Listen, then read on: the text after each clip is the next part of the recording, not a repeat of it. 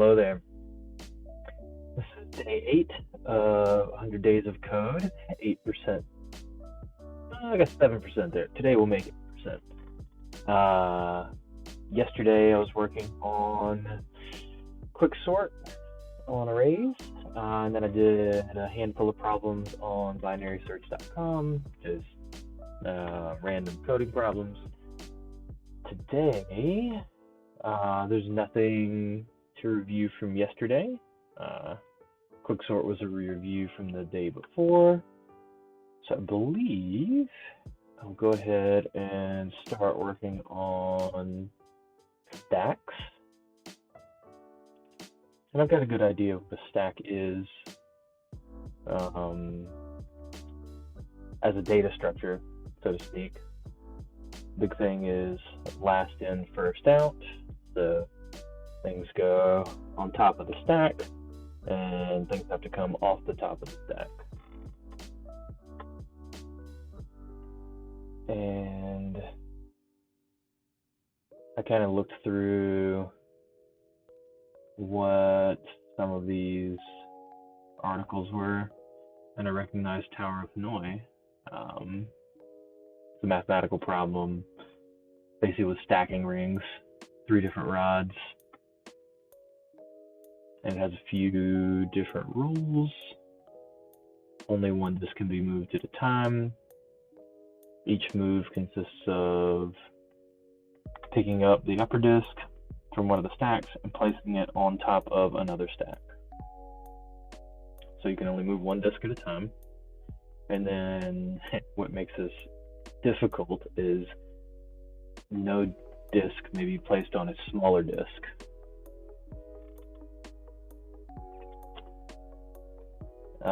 And I've never actually implemented this before. I understand it on a high level. Yeah, so gonna try and figure out how to do this.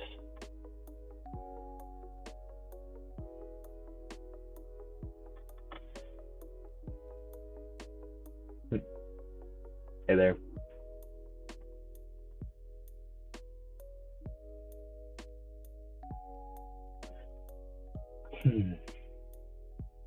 Okay. Example for 2 disks. Well, let me set up some code stuff. I think what I will do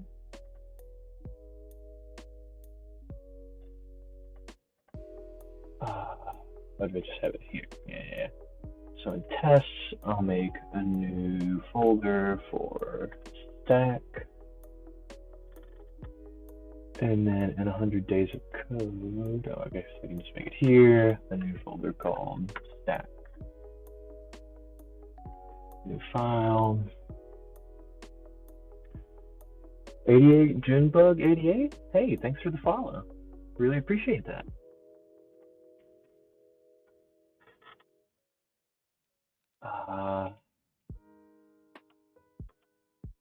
Feel free to hang out and say hello in chat. Tower of Hanoi.rb.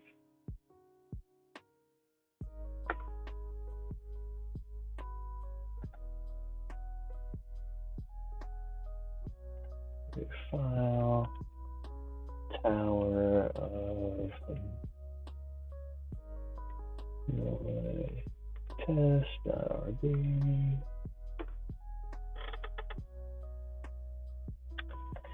Need to copy over some of this boilerplate to get the tests up and running.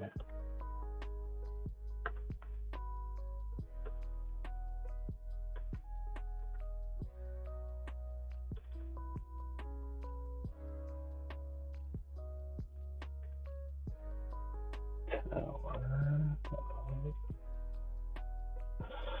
Hanoi. I want to make sure.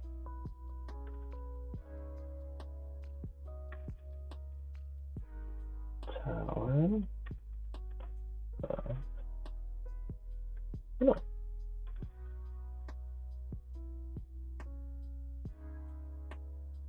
This mic coming through? Yeah. Cool.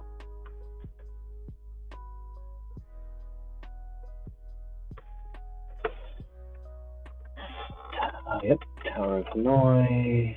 And let's make sure I close this class out. And close the rest of these. Don't need that. Don't need that. Not doing sorting. Not doing sorting. Cool.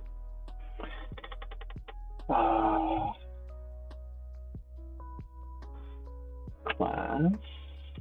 Tower of Hanoi. And I guess I should probably put the rules at the top. Look at those.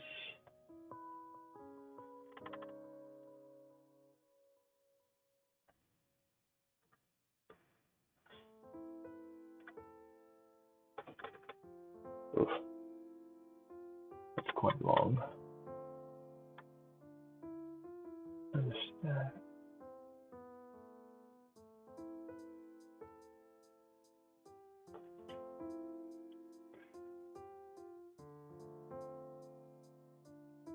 Yep. One disk at a time. Disk can only be moved if it's on the uppermost stack.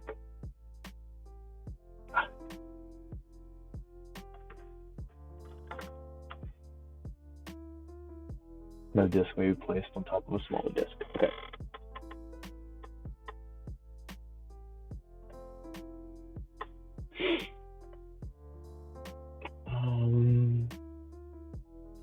All right. I just passed stuff into these methods.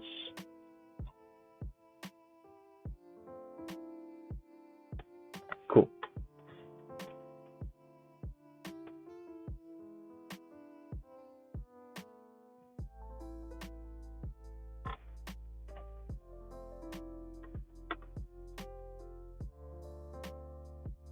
Okay.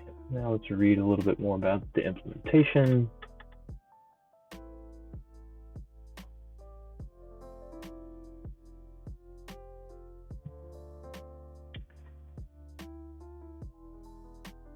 Okay, this is an example for 2 disks. Boom, boom. Right. Da. And that one over there, then the green one, then the red one. But there's a recursive way to do this and an iterative way to do this.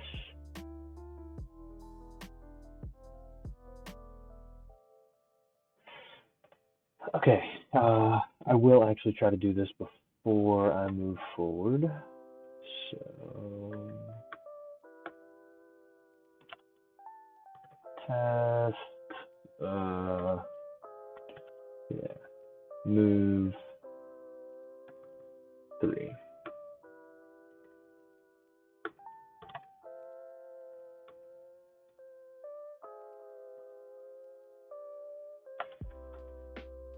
Equal,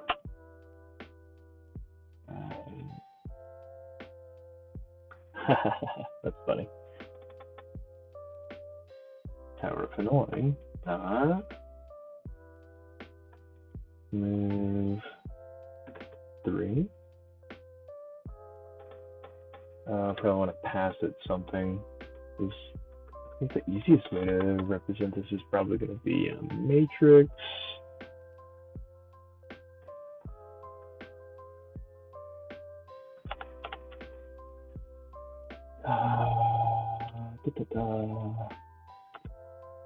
Like that. And I probably want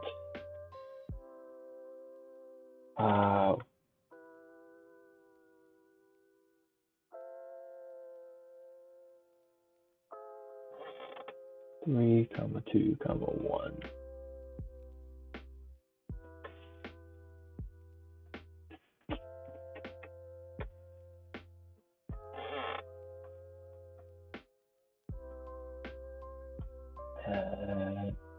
Matrix.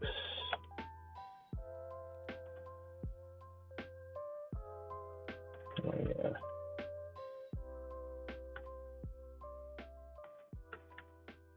Moved.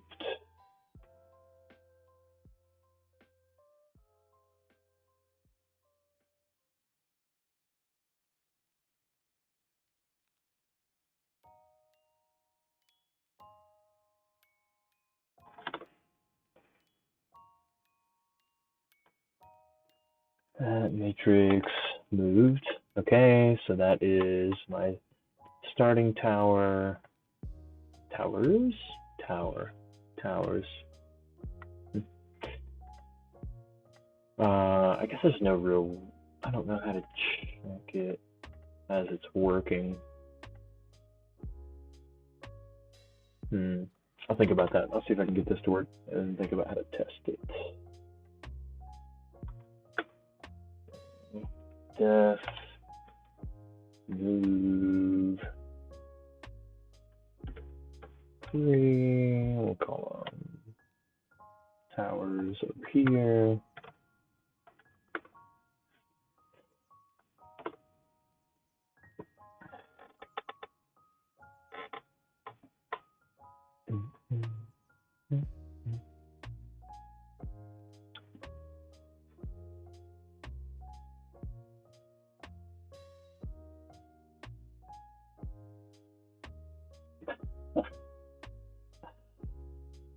Oh gosh, I'm trying to think about what to do, and I just have no idea.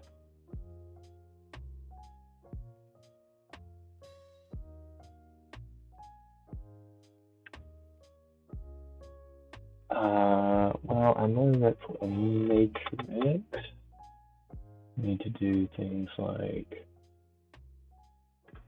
towers dot each index to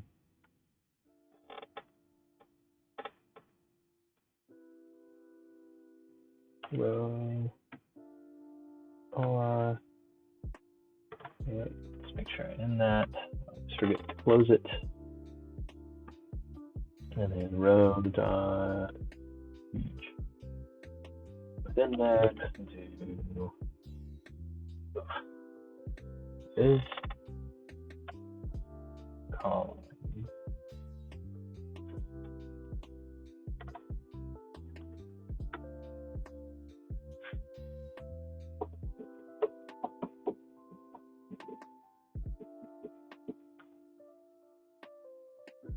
Oh, I guess it's constant. I can assume that I'll always have 3 towers at least.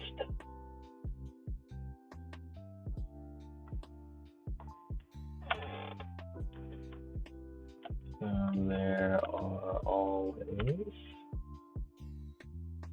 3 towers.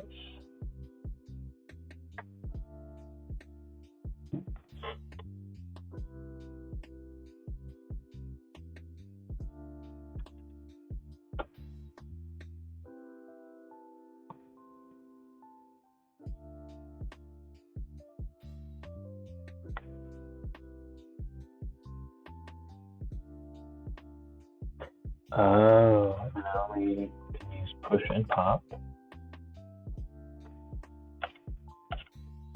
Only use push and pop.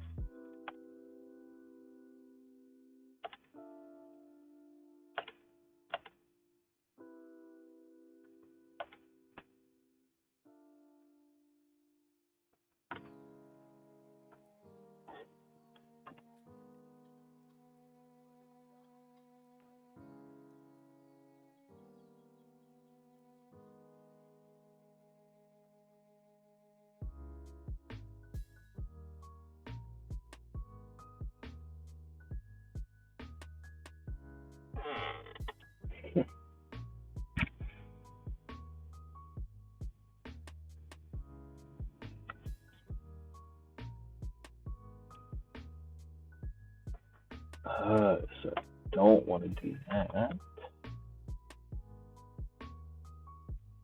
Gosh, do I even want to map through this? Oh, I guess another assumption is that all items will start in the first tower.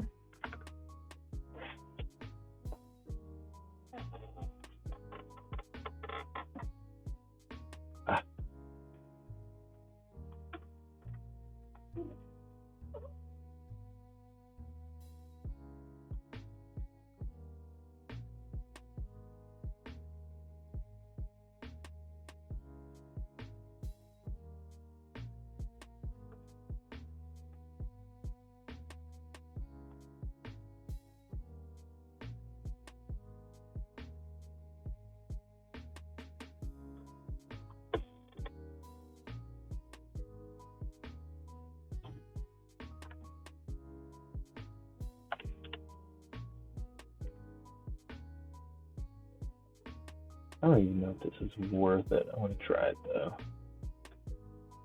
Tower 2. 1. Tower 3.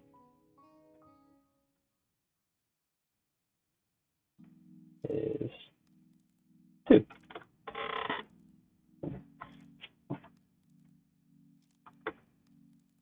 So the first one I want to temp to equal tower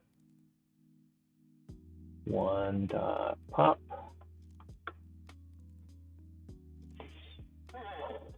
and then tower 3. Yeah, I like what I'm doing so far. I'm just going to walk through this manually and see if I can figure out what the algorithm is that way. Tower 3 dot push temp,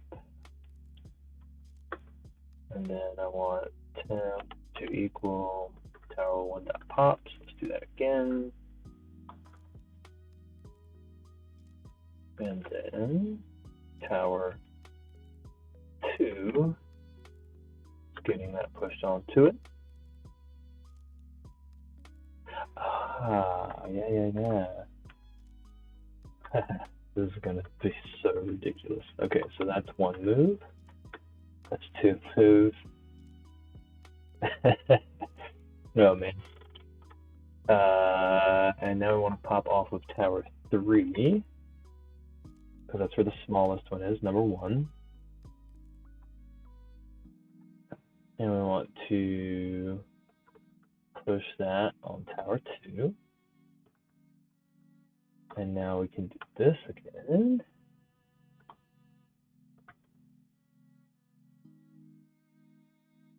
And now we want to pop off of 2 and move it back to 1. Pop off of 2. Move it back to 1, because that is the smallest. Goes back to the empty, that is 1. And now we can pop off of 2 and push on to 3.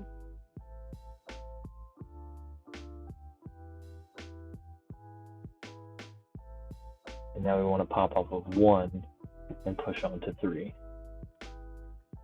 which seems to happen a good bit. And then we want to return an array of tower 1, tower 2, and tower 3.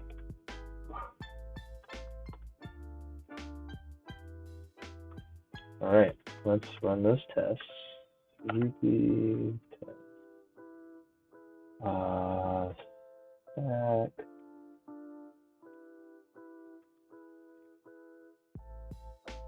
Is that not right?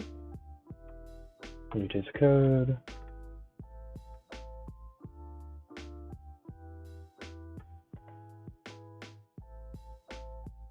I see. Move it. Okay.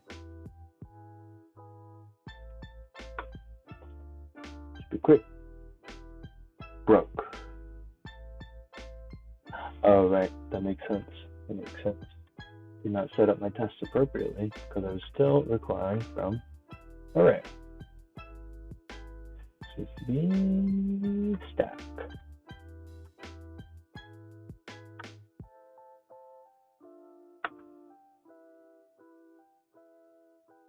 Okay, so that works. So I see from 1 to 3, 1 3 1 2 3 2 1 3 2 1 2 3 1 3. I wonder if it's just the whole rotation.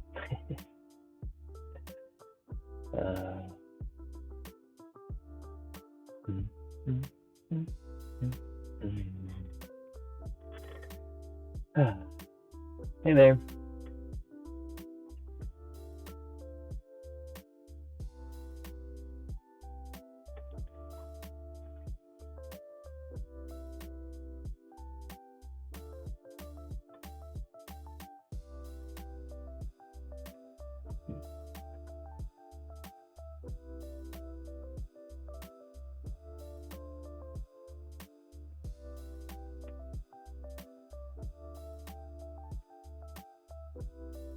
Two, 1 to 3, 2 to 1, 2 to 3, 1 to 3.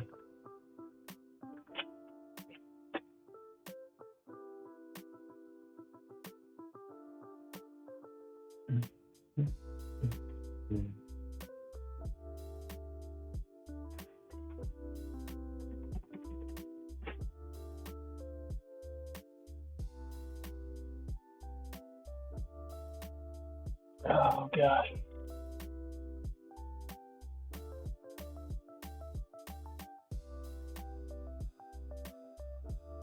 Yeah, I guess it does this.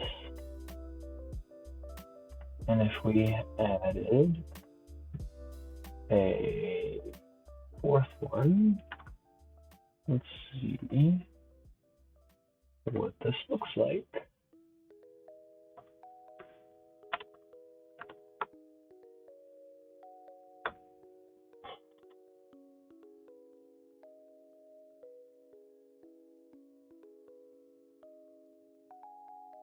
Huh.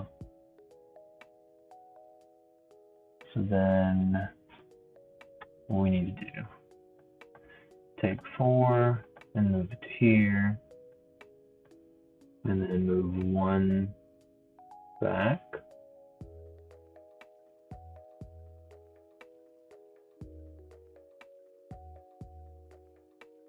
And move 2 here. What actually happens?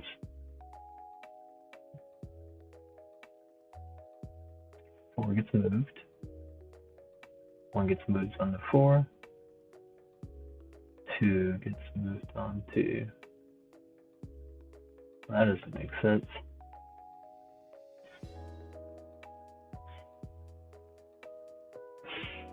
Bah.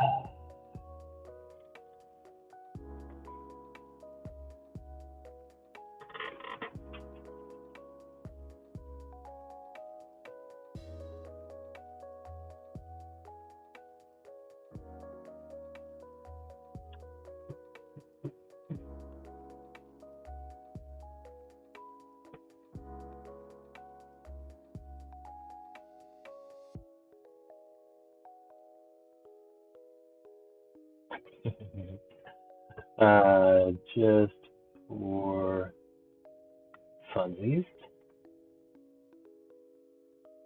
I'm gonna see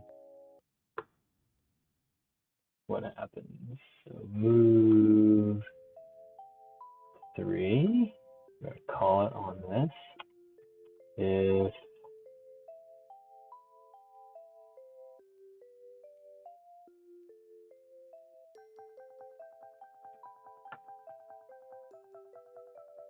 towers 0 empty and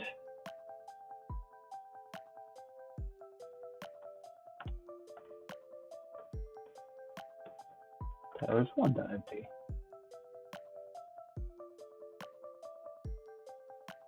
Oh no, I want to do this unless they're empty.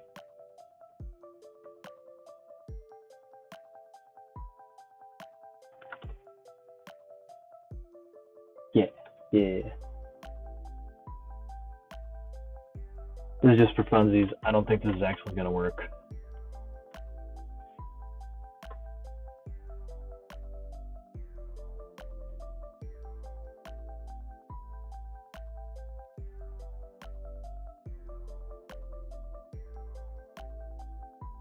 Oh, well.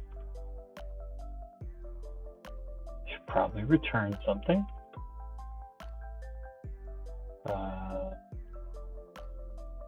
Return this again. I guess it isn't. Oh, I suppose it is not an infinite loop. So let's see what happens.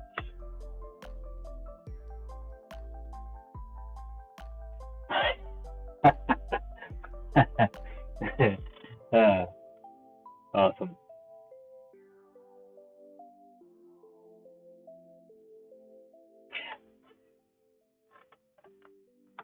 I wonder.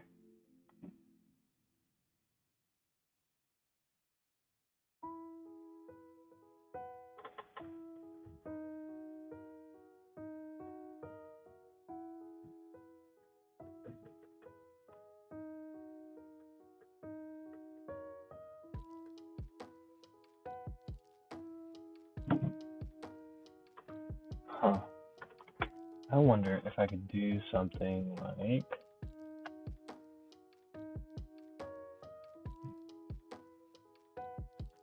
check which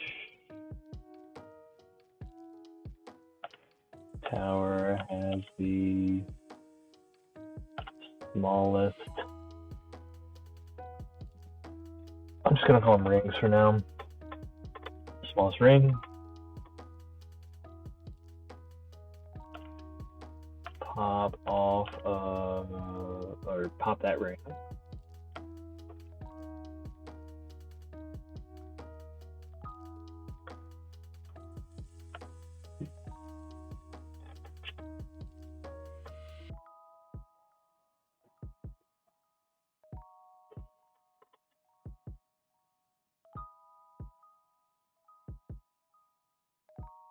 And as the smallest, then it should be able to get pushed onto any of the other ones. Yep. Push it onto another tower.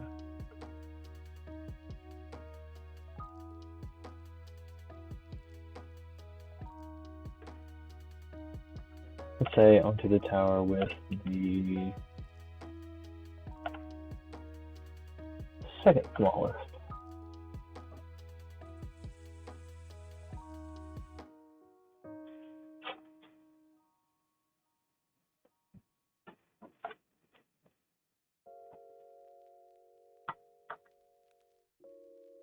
Okay, I'll make some little helpers. Def,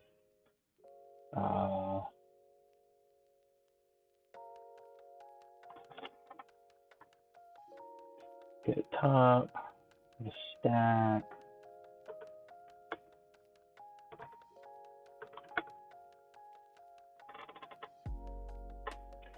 And it just needs to return stack. Stack dot. Length. Oh, length. -1. We'll dupe it. I don't think we need to dupe it.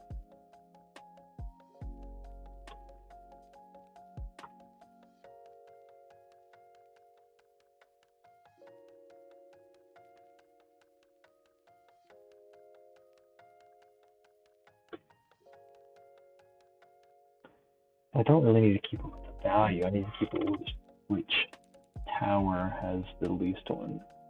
And I can pop it off of it.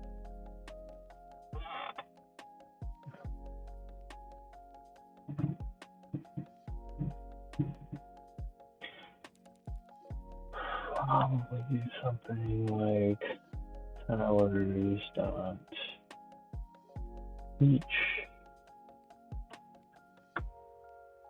Ooh.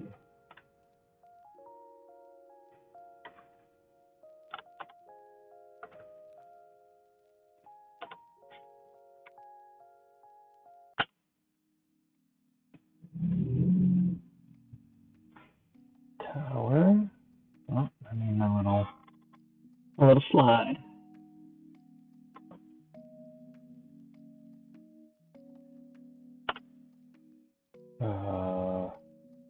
And then I want min tower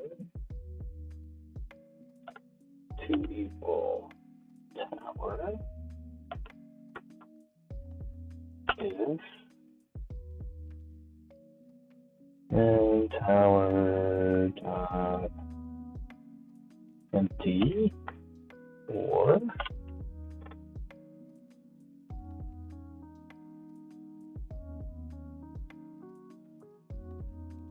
get top. Oh, this is gonna get weird. Then tower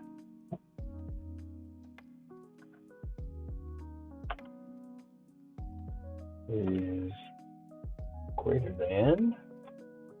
It should never be equal. Oh yeah. No, that's fine.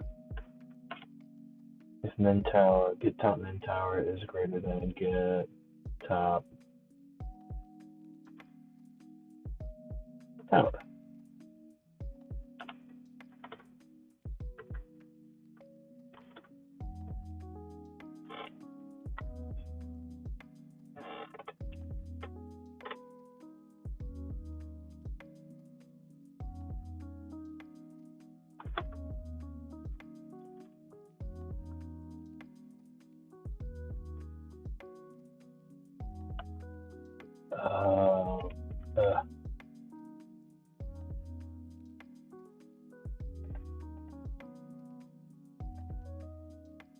And I'm just going to comment this out for now.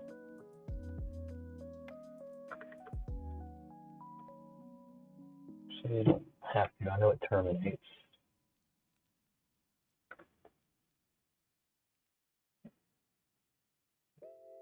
There.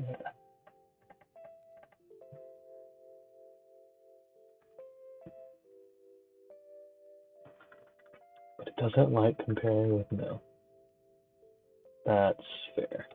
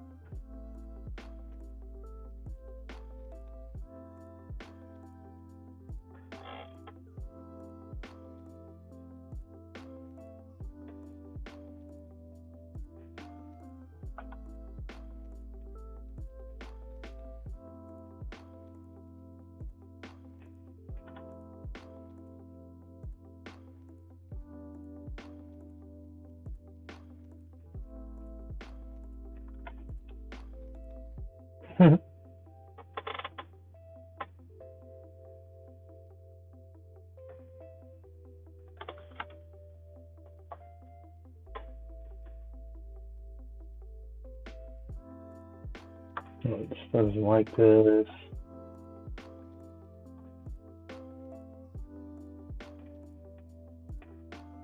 Because it's no.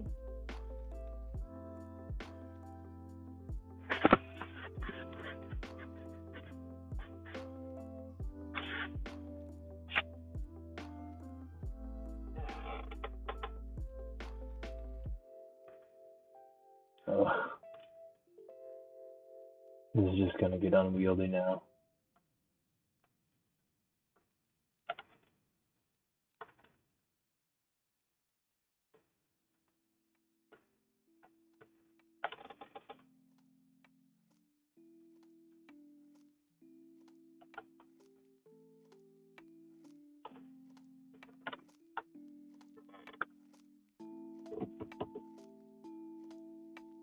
Right. Oh. Need to put this first.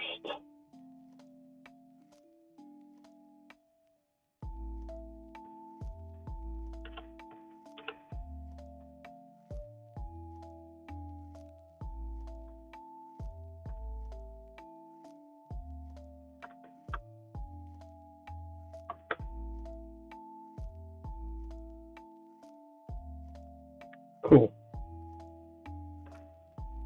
That's right, but I actually want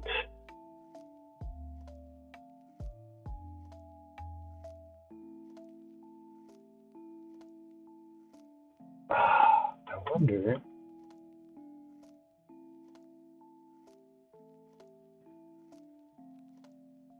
if it is a reference. And I want to print Tower 1.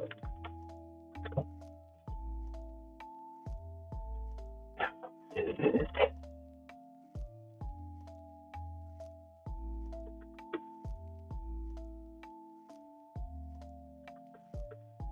Because if it's a reference, that's actually what I want. Oh, yes. May not be great, but it's what I was looking for.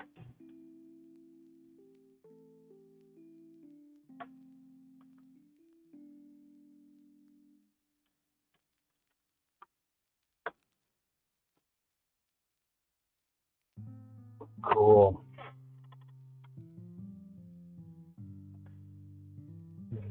Tap.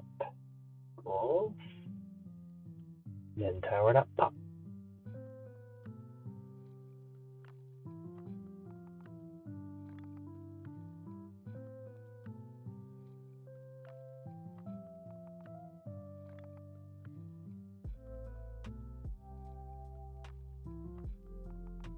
And then since this is the min, it should be able to push onto one of the other towers regardless.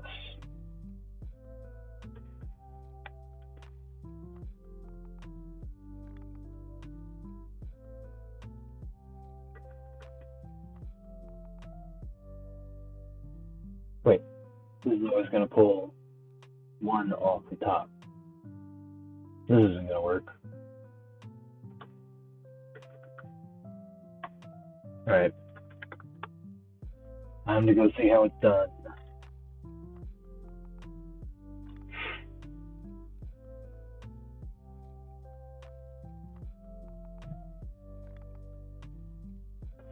Recursive function to solve the Tower of Hanoi puzzle. We do it in so little code. Oh my gosh, are they bit shifting?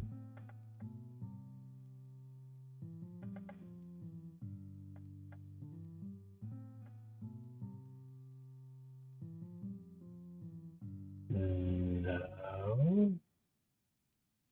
Oh, they're just printing out what's happening. Okay.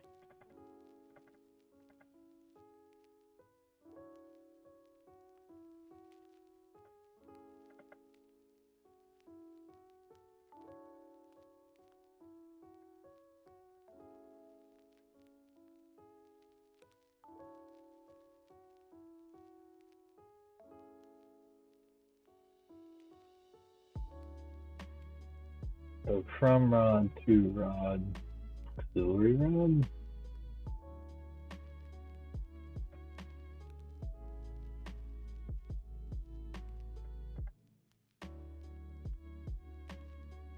Whoa, things move around.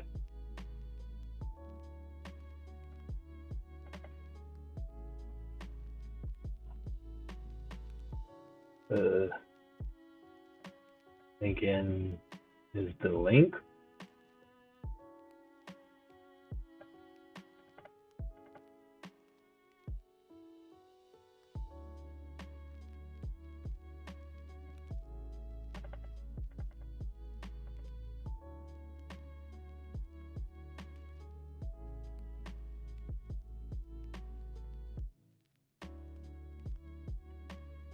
Well, this is confusing.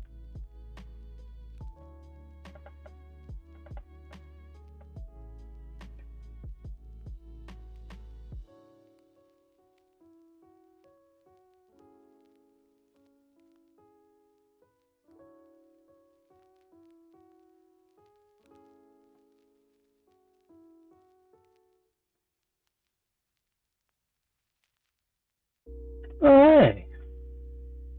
How's it going, Higglepuff?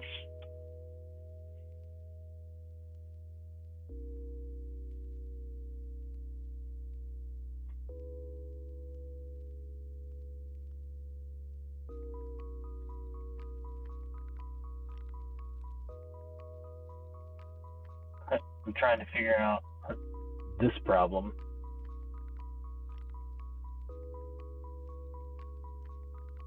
It's called Towers of Hanoi. Moving rings on towers. And apparently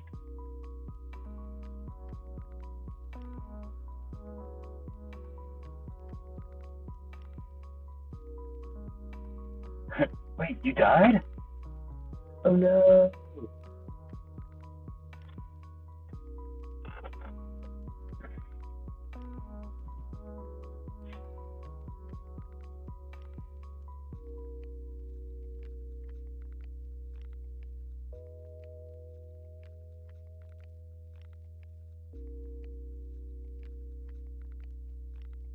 Yeah.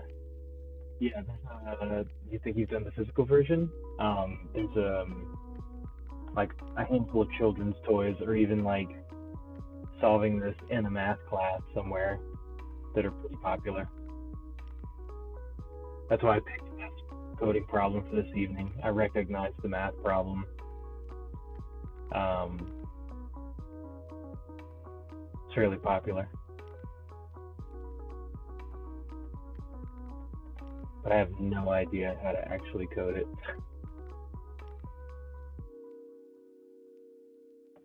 My first attempt was to do everything explicitly and actually move each one with a piece of code.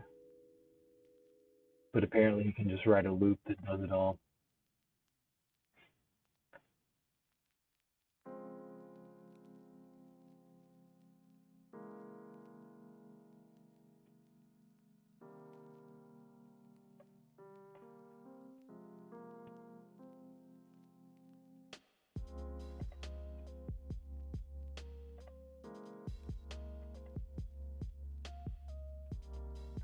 Oh, number of disks.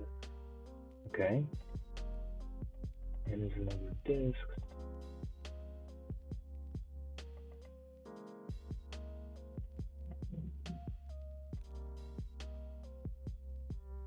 Yeah, I have no idea how to code. Oh, I have no idea how to code it. Me, I have no idea how to code.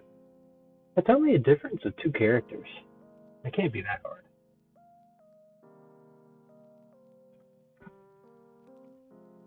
Thanks. Good luck with your stream. And thanks for stopping by. And thanks for the follow. See ya.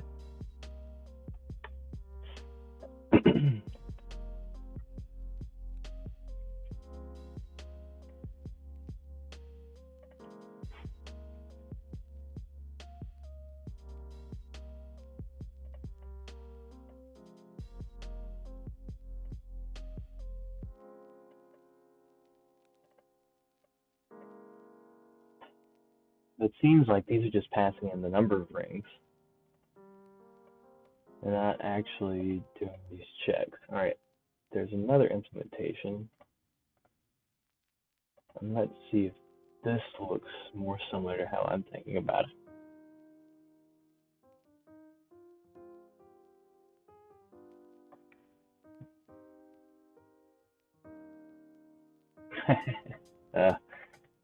Gotta love Geeks for Geeks.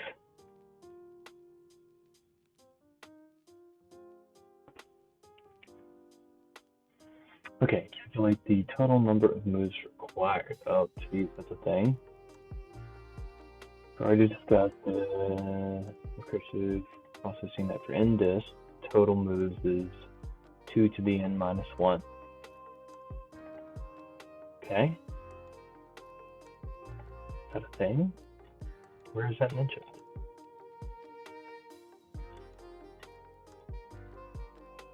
Geeks.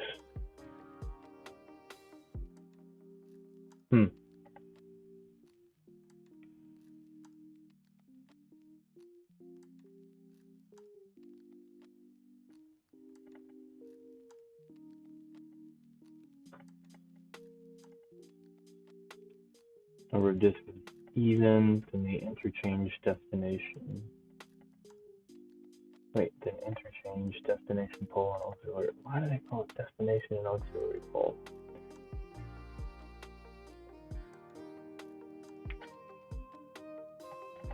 one.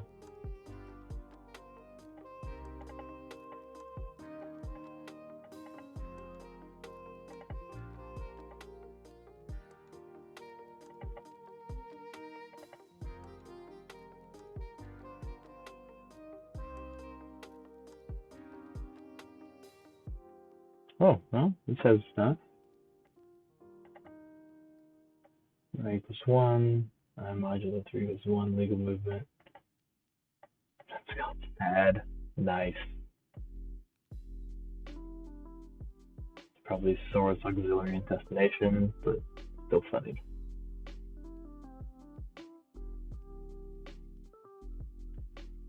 There's 2. Legal movement between S and A.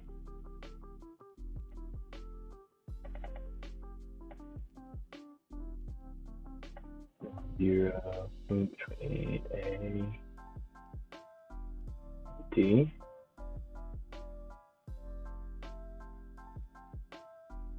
That's probably D and A. There's a lot of rules, huh? I don't know. 2, 1, and 0 looks like.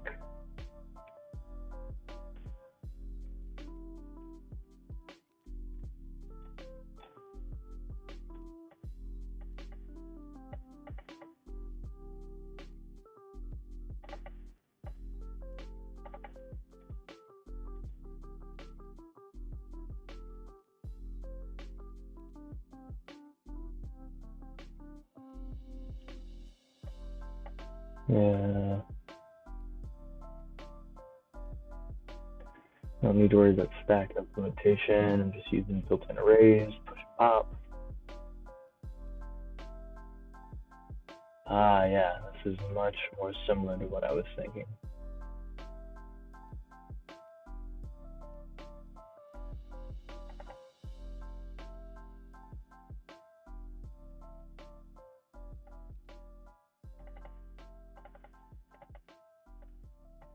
Okay.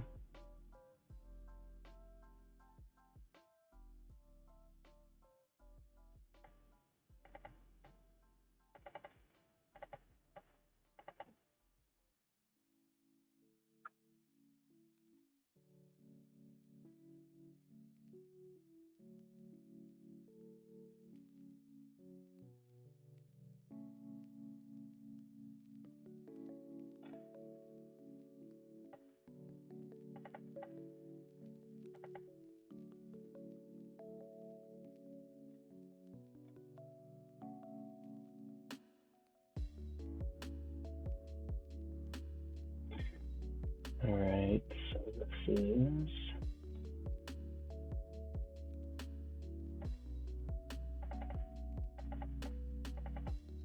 implementing the move.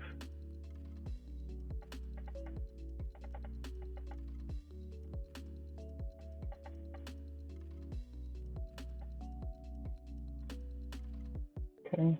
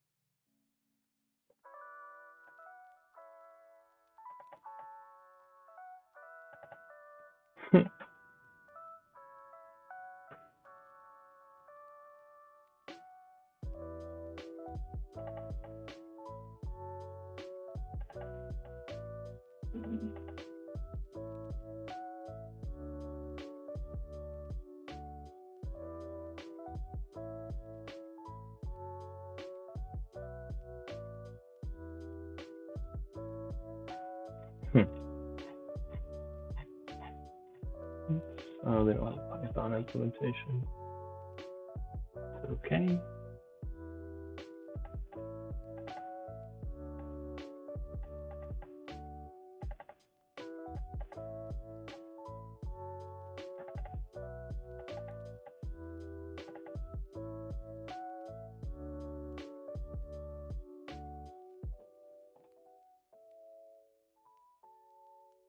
Yeah, they implemented a push and pop on a stack. Where is the move?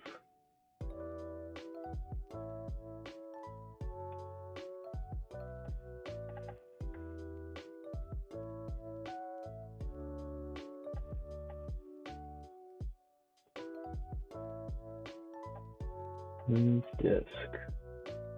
Oh, there it is.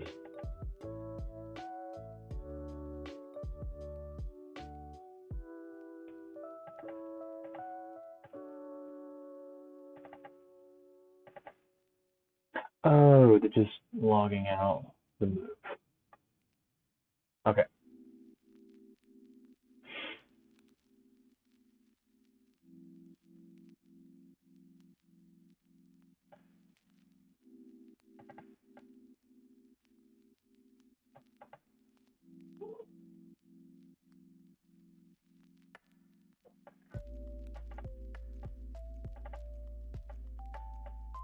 Oh, so this is just accounting for the 4 different scenarios.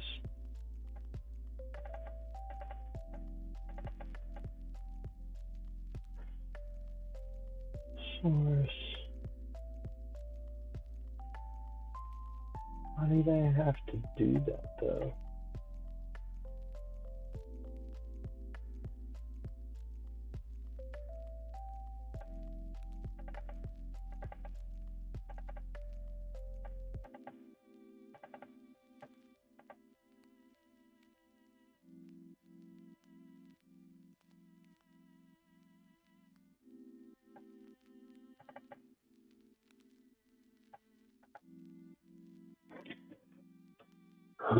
Okay, here we go.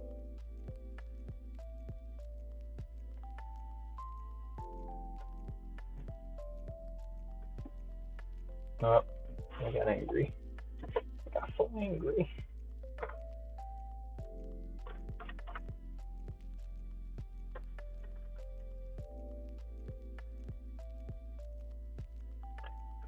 So this is the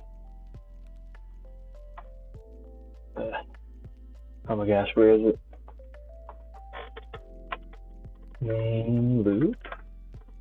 Alt need then tower.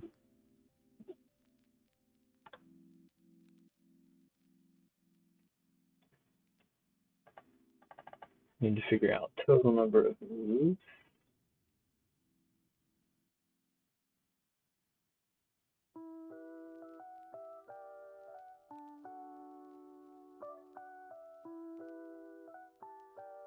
That's probably going to be important, huh? This interchange. Oops.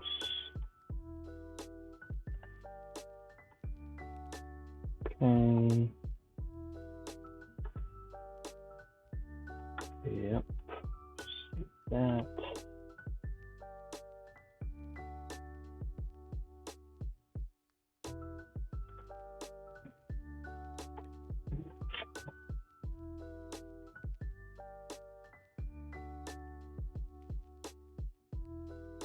This bit is helpful. Actually, gonna put it out here.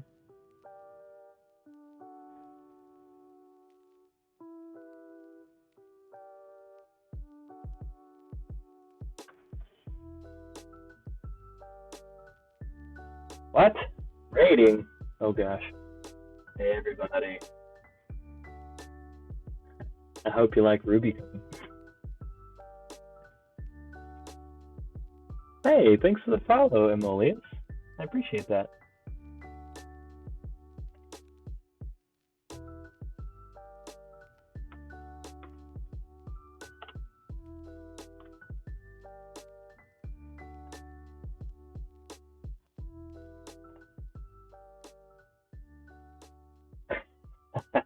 Rah.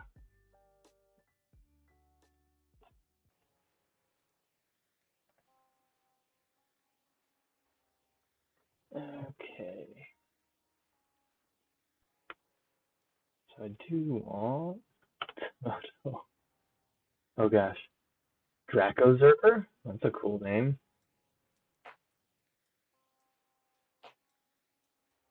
Thanks for the follow, Draco Zerker. And hello. I am coding.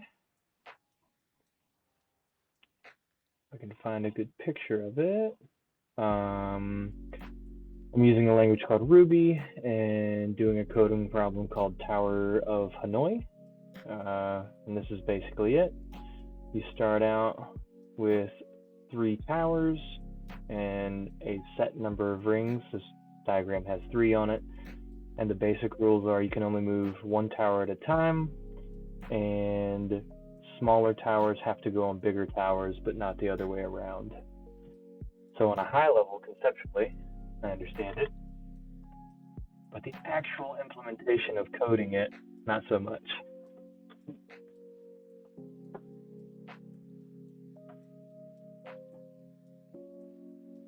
So I've devolved, after trying to figure it out for a little while, about an hour.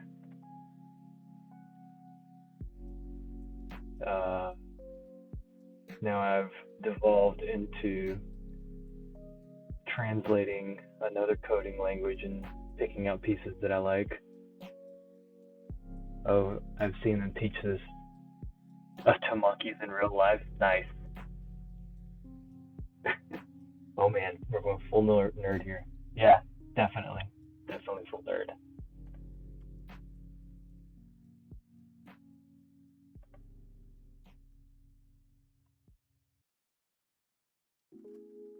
The problem, not the coding. I thought monkeys could learn to code. They're called code monkeys for a reason, right?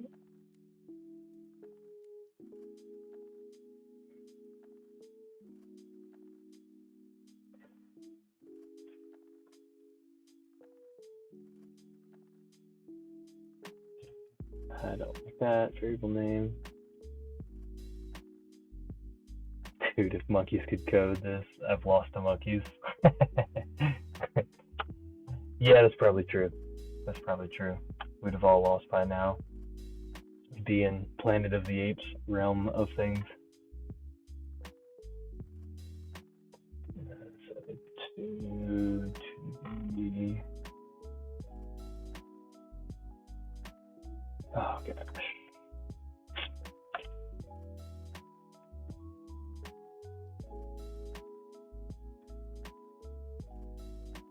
This equals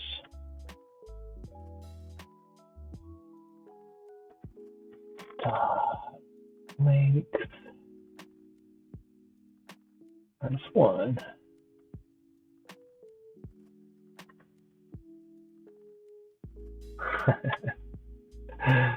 This is great. I really appreciate the raid and you guys dropping in and chatting with me.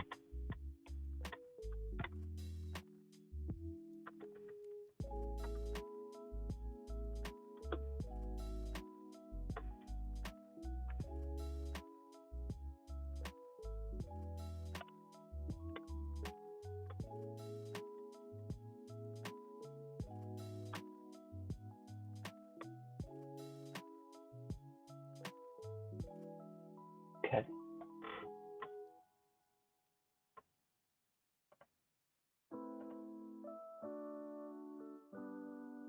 I'll be $4.99 plus tax. I'm cheap for chatting. Nice.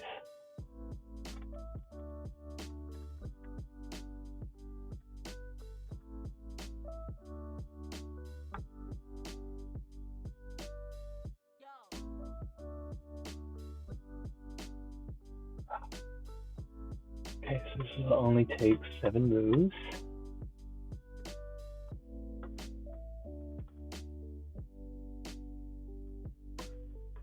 Oh, you enjoy watching this stuff? I'm glad.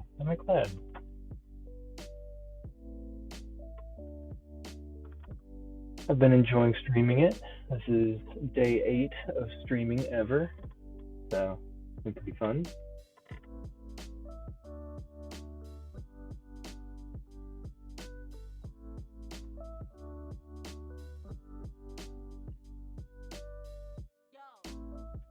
Yeah, day 8, you got it.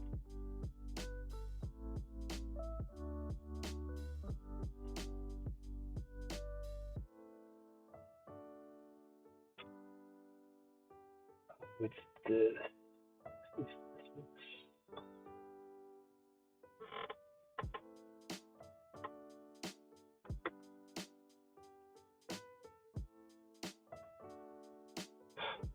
That's not helpful. I didn't get the actual.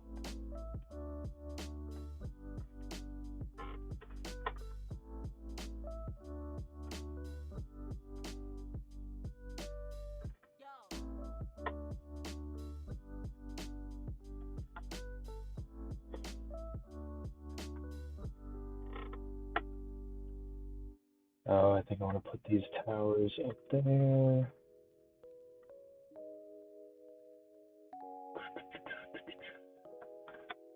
And then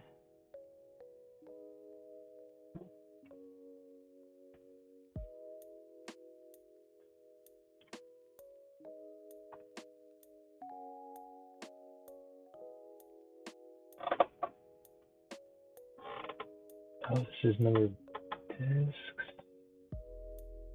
Total number of moves doesn't matter for this.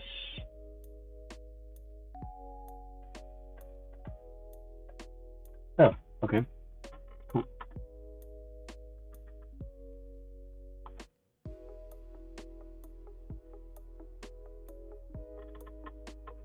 Oh my gosh, 8 viewers. What am I gonna do?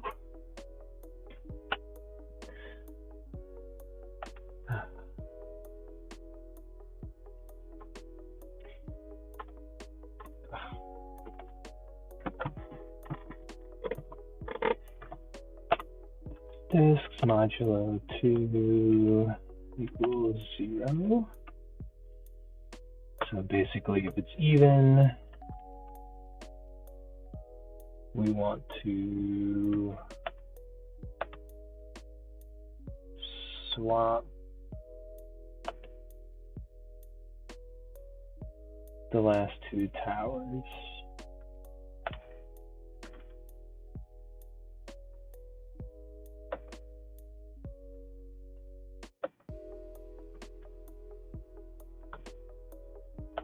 Two equals tower 3.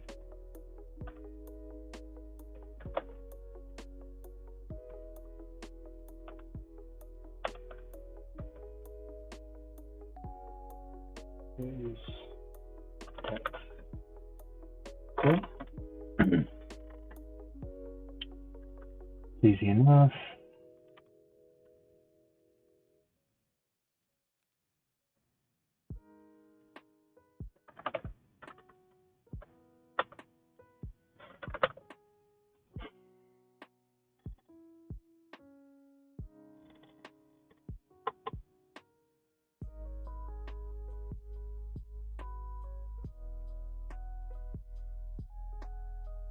Do any of you all in chat code at all, whether it be hobby or for work or anything?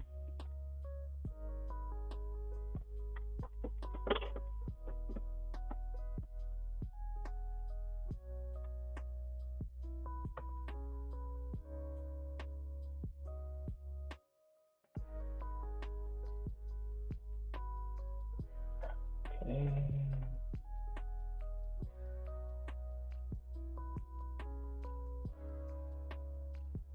Took a class, dropped a class. Nice. I think I remember that. I remember those days.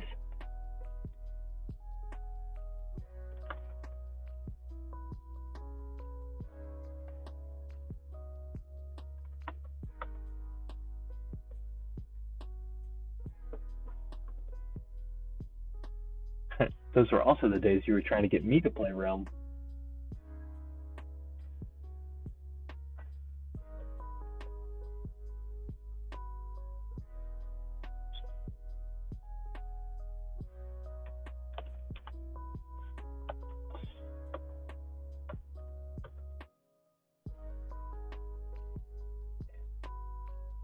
So Ruby doesn't have this style of for loop. Gotta do a while loop.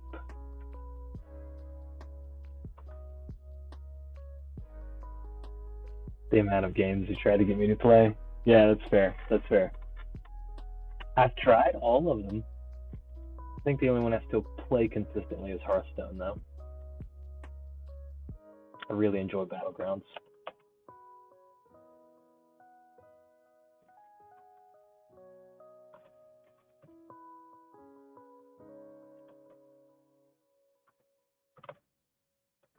Oh, they got I=1. Not sure why.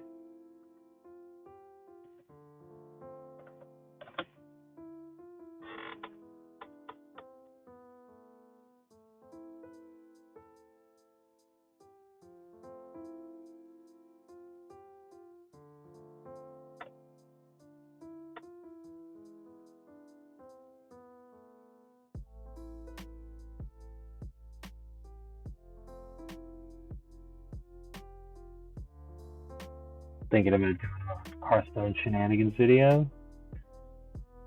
What do you mean shenanigans? Like mill decks or what?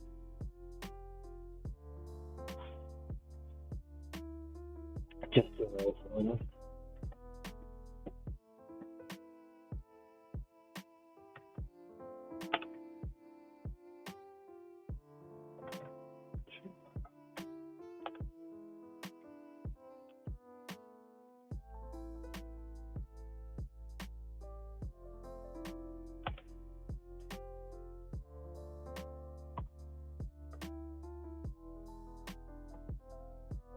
Anything you can build in some battlegrounds. Yeah, that sounds like fun.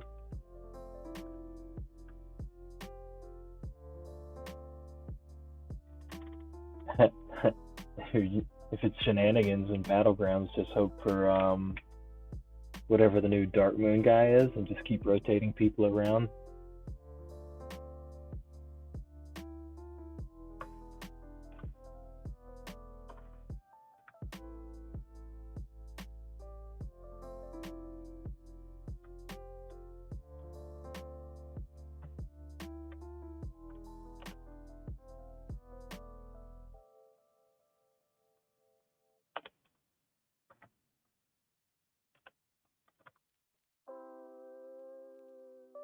Silas Dark Moon, that's his name. Finally thought of it.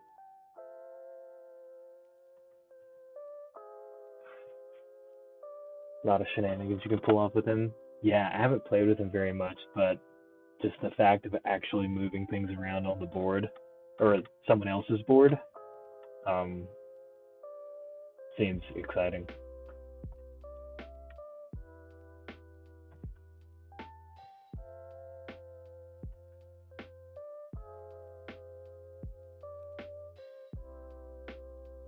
Alright, yeah, this is driving me nuts. The source tower, the auxiliary tower, and the destination tower.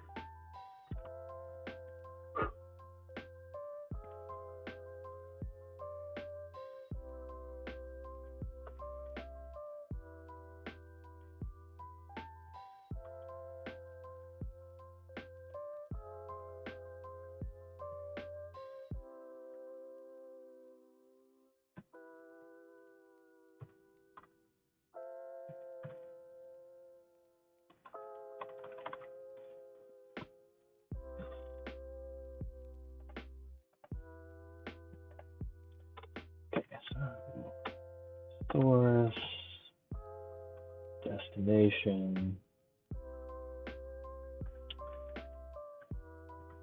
source, aux, and then aux, destination.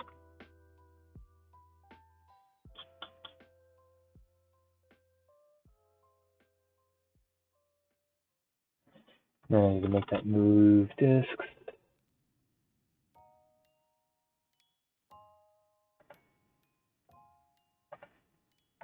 Don't need that. Don't need that. Don't need that. Don't need that. What are the spaces? Okay.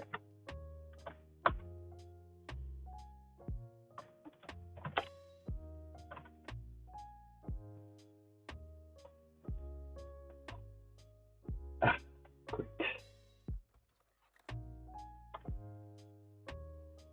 Not moving two, not moving one.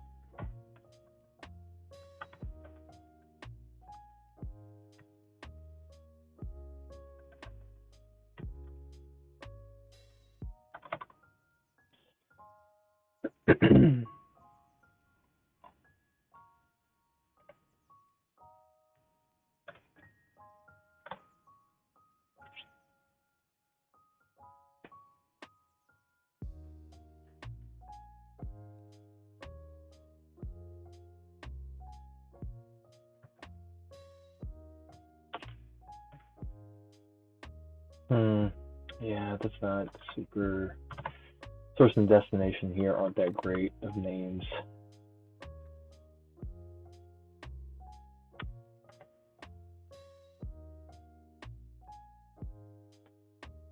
Gonna head to bed. 12 hours took it out of you. Yeah, I can imagine that took it out of you. 12 hours. Yeah. Thanks for the raid. Thanks for coming by and dropping the follows. Really appreciate it. Have a good evening.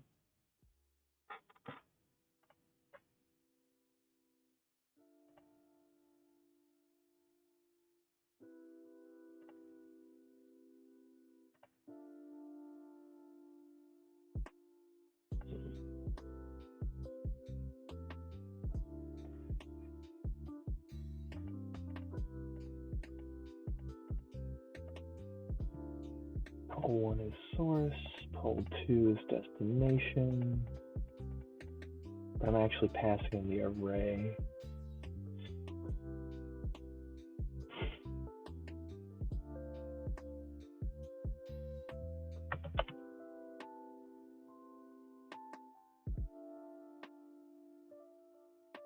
Poll 1 is empty, poll 1 top disk.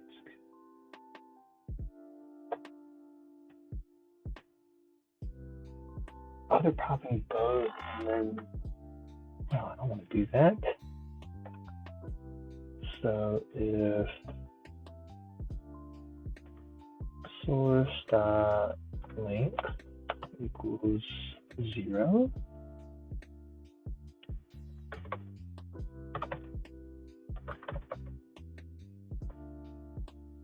oh, they are doing else if. Yeah, it's okay. I want to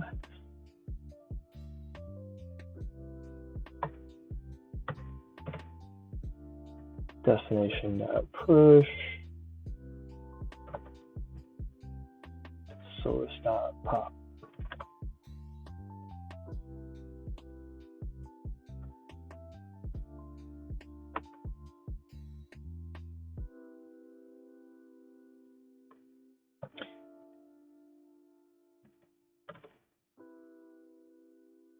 Else if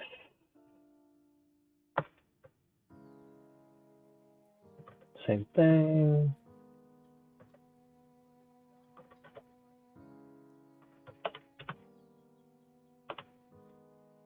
Equals 0. I'll flip flop it.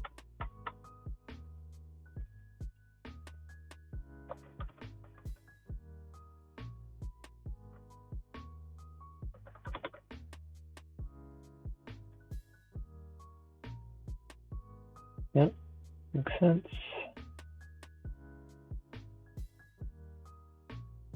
Okay, so that handles the basic cases. Then I need to check if the top disks are less or greater than each other. Yep, cool.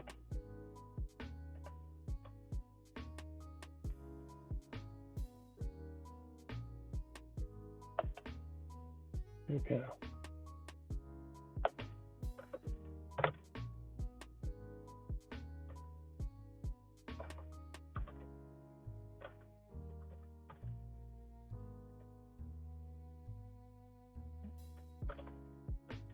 get top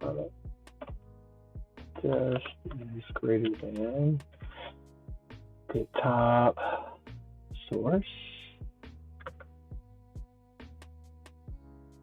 Well, I guess I did that backwards, huh? If you're just trying to get it to work, I would just do the thing.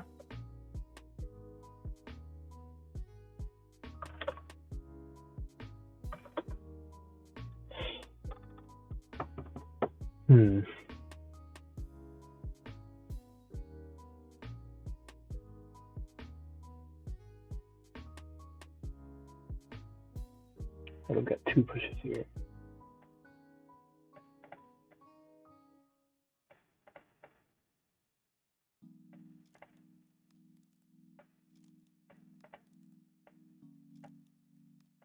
I'm just going to pull 1 is greater than pull 2.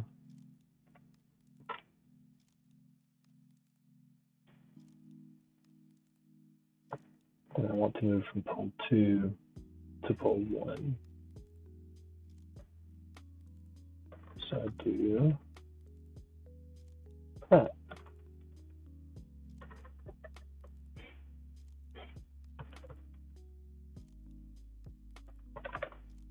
Seems a bit repetitive, but rolling with it for now. Then I need to return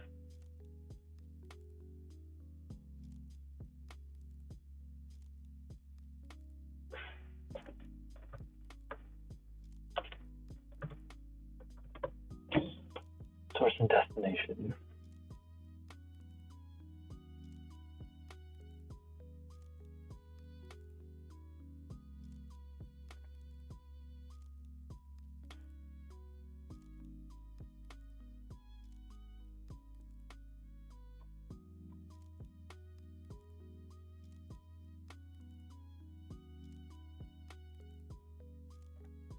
I don't actually want to return this, so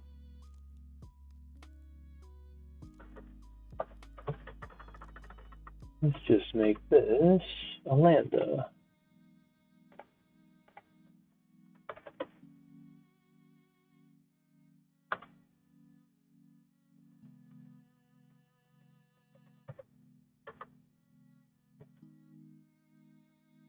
Oh gosh.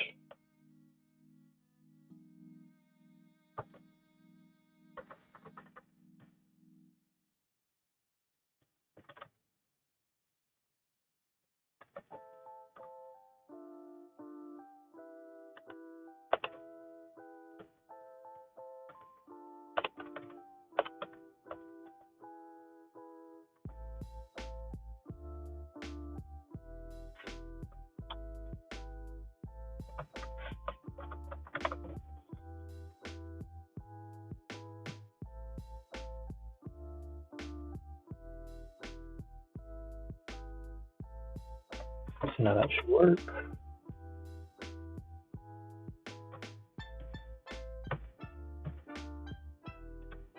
Source.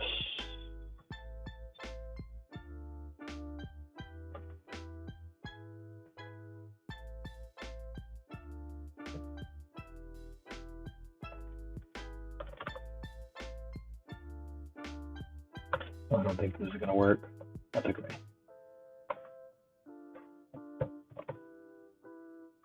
Yep. Define method. Oh, right, because I have to dot call it.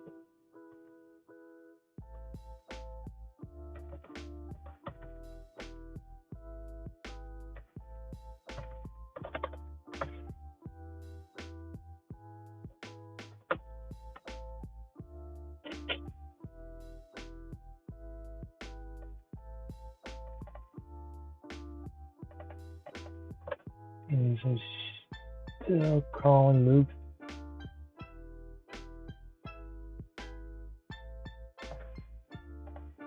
Where? 89.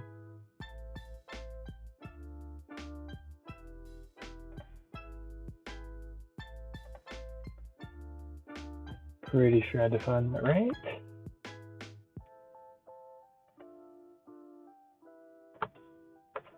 Let's double check. Movie. There it is.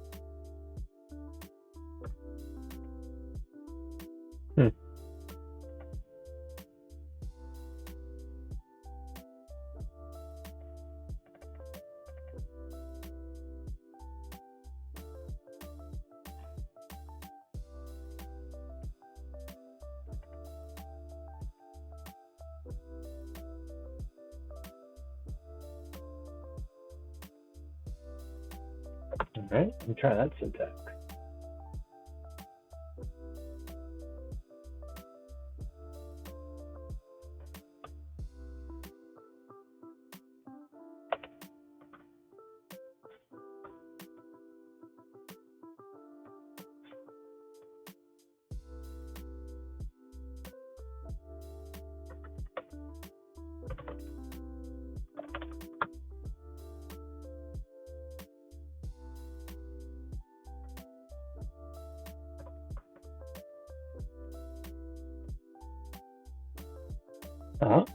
It's running. Looks like an infinite. It's way more than 7.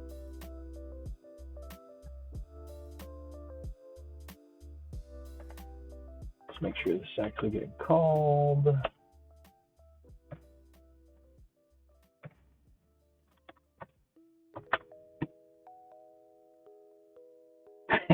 Yeah, it's getting called.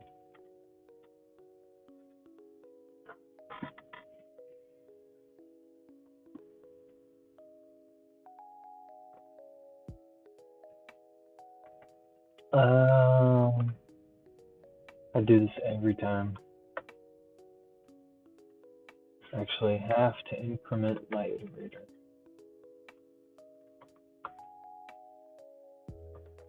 Now it shouldn't be infinite. Okay, it's progress.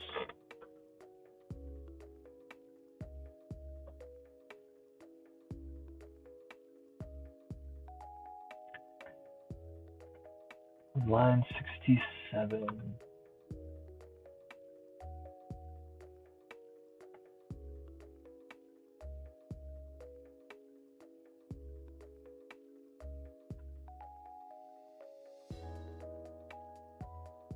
Define method for no.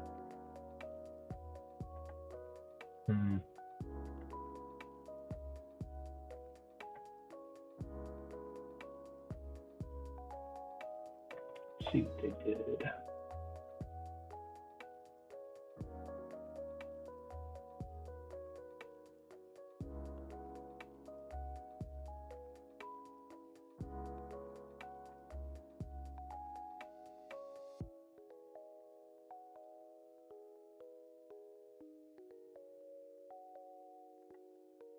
Oh, I think I got these backwards.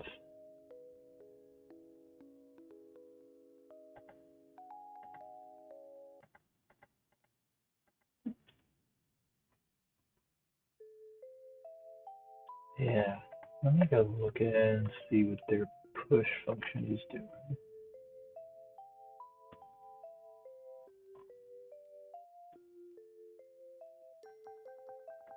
Stack and item.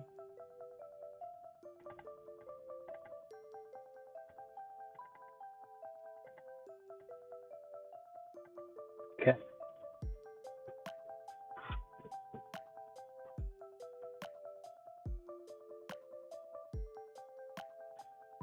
So it says push source is the one that it's actually pushing to. Did get this backwards. Oops. Don't know if that will solve my issue.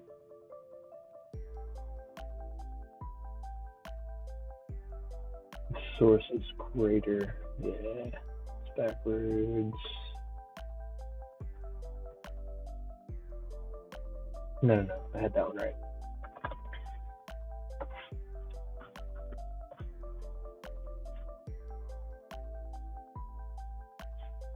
Hey, if you're just joining, feel free to drop in chat. If you haven't noticed it yet, I am working on a coding problem called Towers of Hanoi.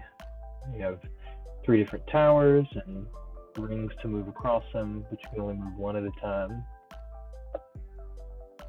And you can't place a ring on a smaller ring.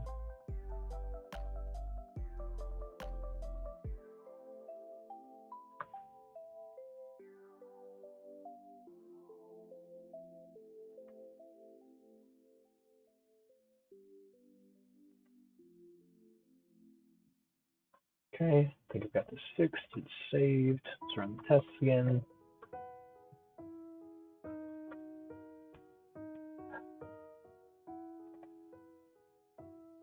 Hey, that's progress. It didn't actually fail out, and we returned some stuff.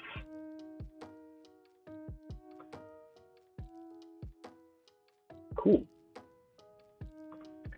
So if that is getting there, that means we just need to clean up the logic. This is working.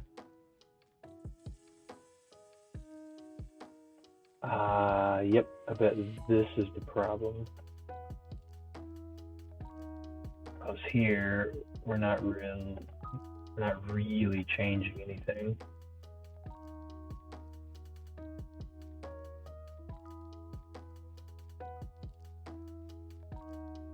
Huh. Yeah, let's look back at that a little bit more.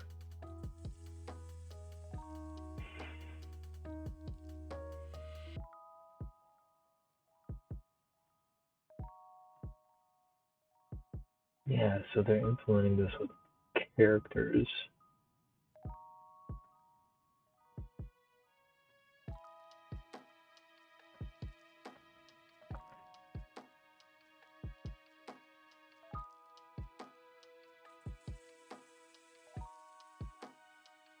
Source, destination, aux, TOH iterative, the passing source, aux, and destination stack. Okay.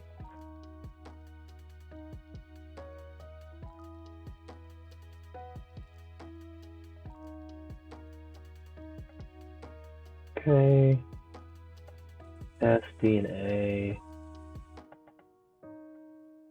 This is where they swap the characters. Move this between 2 poles.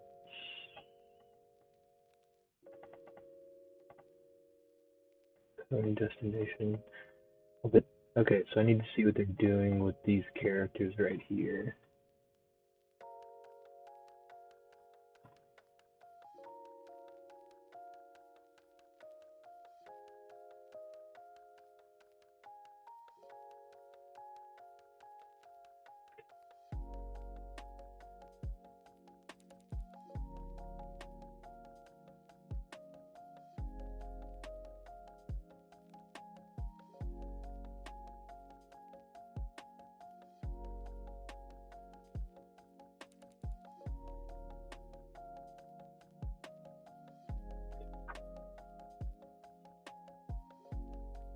Oh, they're literally just printing it out.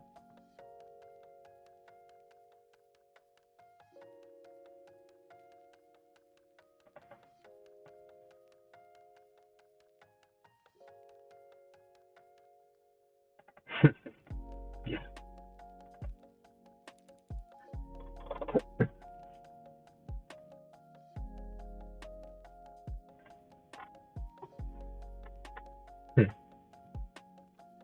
Okay, so this is not necessary, though would be helpful in debugging.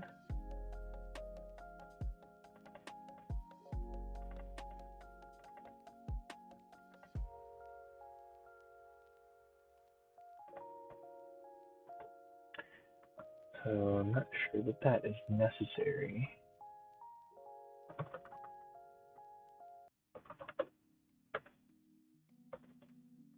I don't think it'll change anything. It's fine. Yep.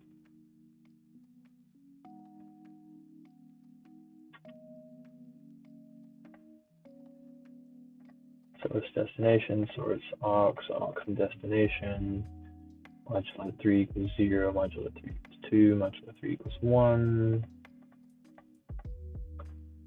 Why is it getting stuck?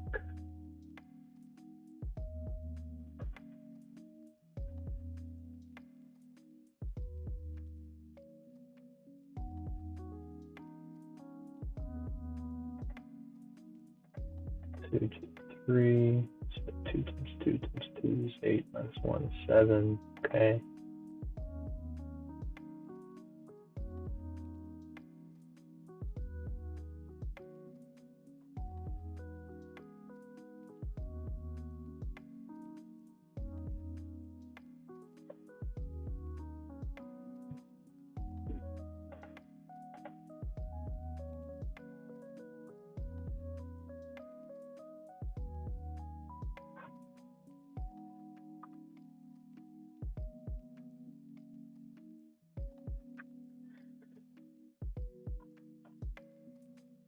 What is this int dot min value in C#?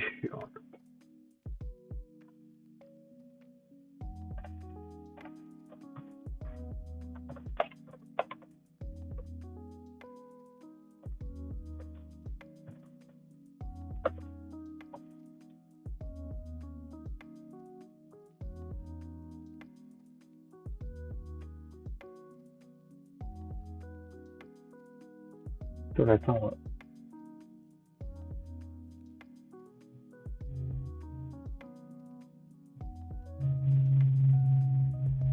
Okay, well, no, that's getting used.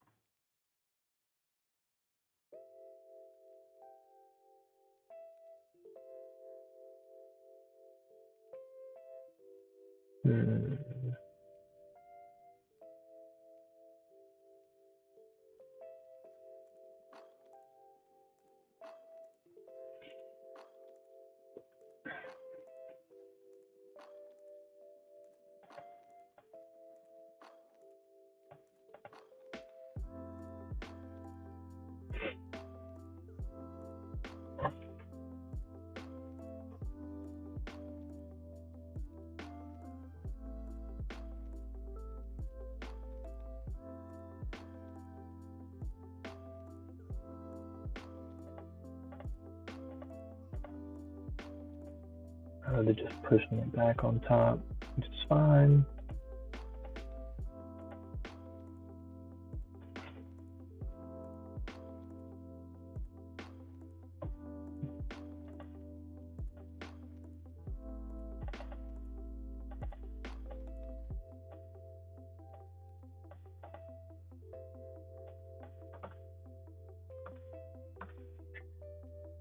Okay. Just double check logic again. Probably some little tiny thing that I'm missing somewhere.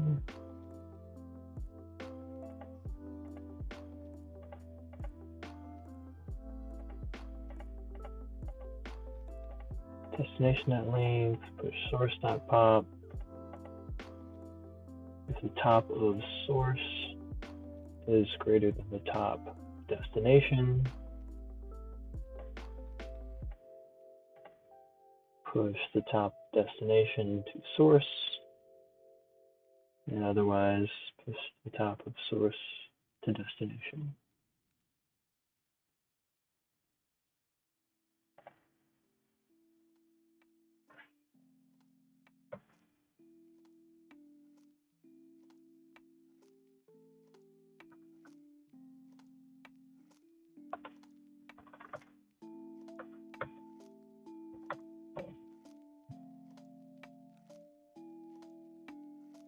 Yeah, that's what I thought. Something weird would happen.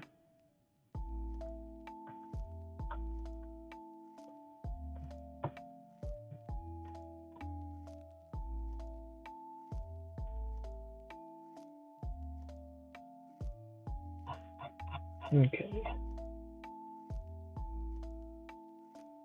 Maybe there's something about the stack that I'm doing weird.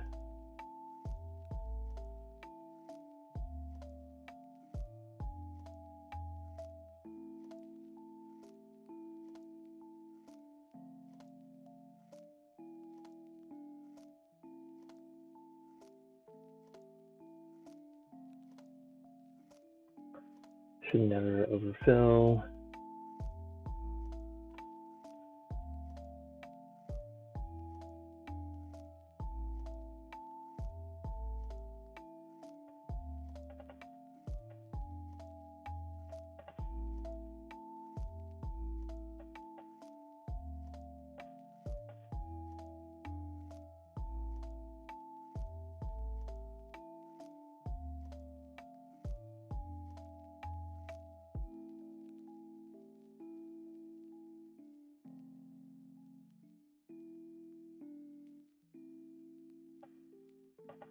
Oh, alright. I'm not doing this. I bet that's important.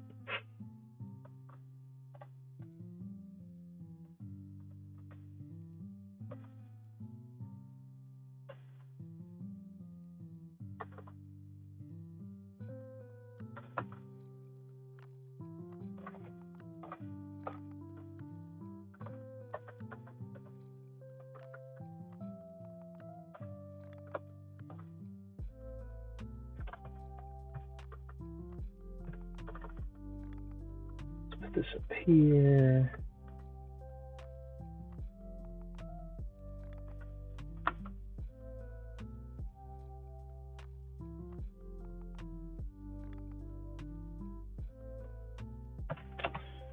Okay, before I want a range of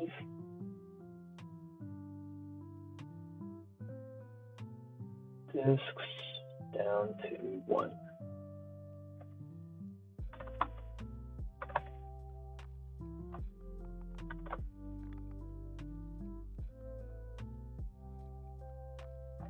Push source eyes. We're going to look at that push function.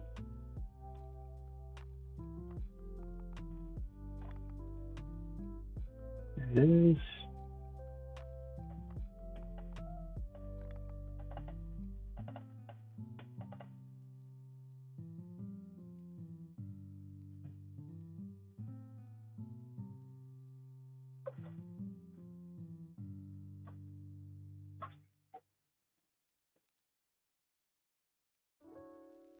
Oh, I think this is literally just building the first stack.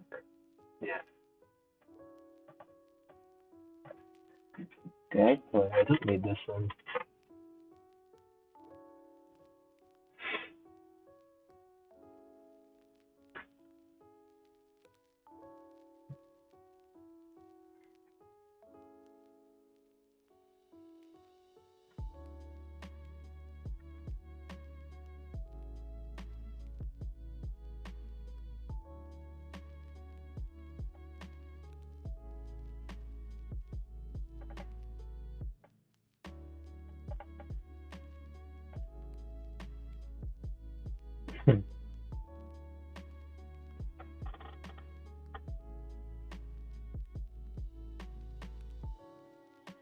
Done that. Let's just building the first one.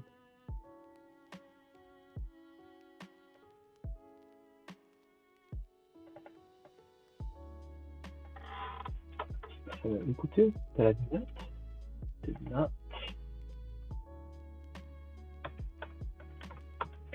I don't think that will fix it. So let's get it closer.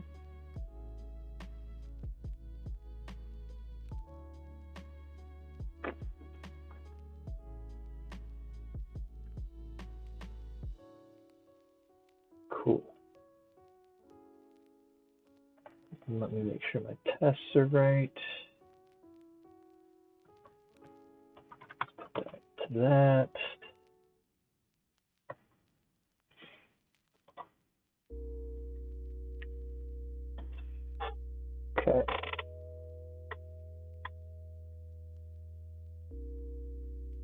What did it say? 3. Yeah, something is definitely wrong with this.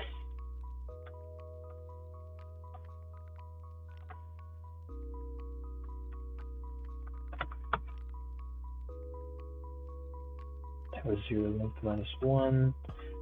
Just make sure.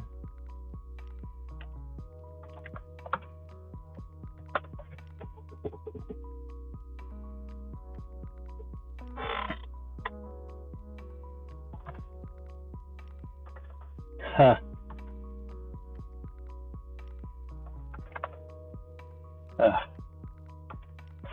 I doomed myself from the beginning. Look at that, it works. Woo! Lovely.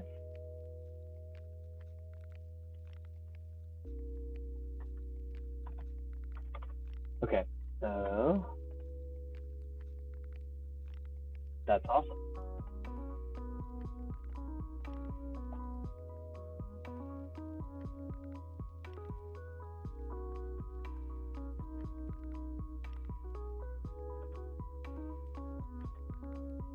Okay. I'm bad for flipping around the screen so much. I gotta get excited and flip around.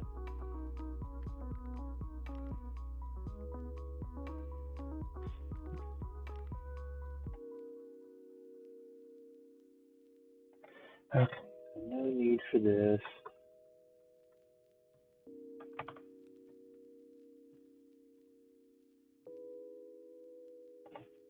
Yeah, I don't understand the math, but the implementation makes sense.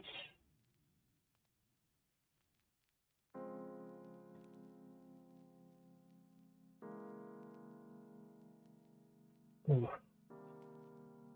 Okay, and instead of move 3, I'm gonna actually name this iterative.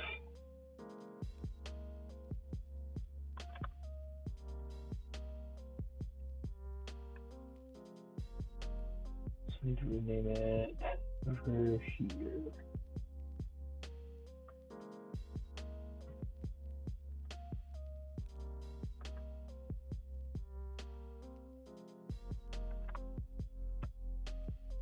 Here's your test run. Good to go. Okay. Got a bunch. I'm gonna try and clean this up a bit.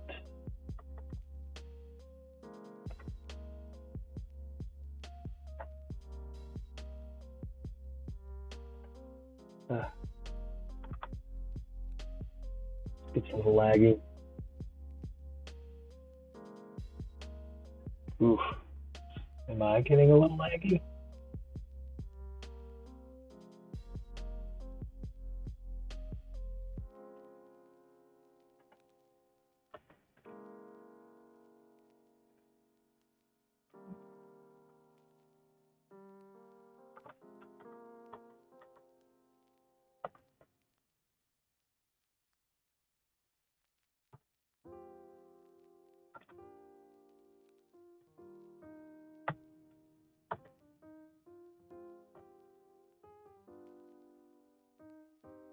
I think I am getting a little laggy. My laptop's not enjoying running everything.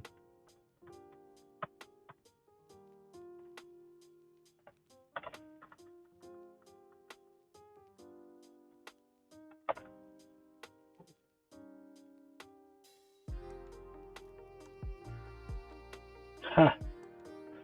After all that, it fits on one screen.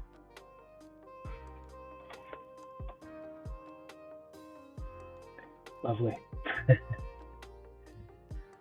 Yeah.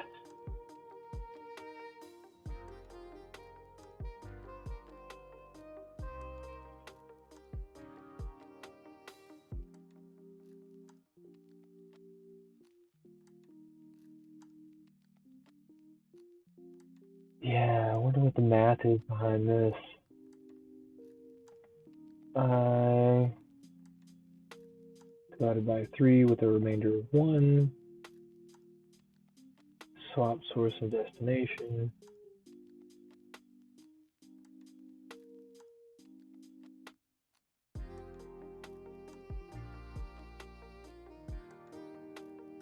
Huh.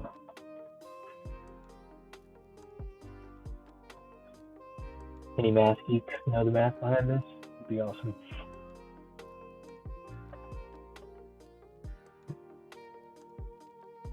Sure, the Wikipedia entry has it.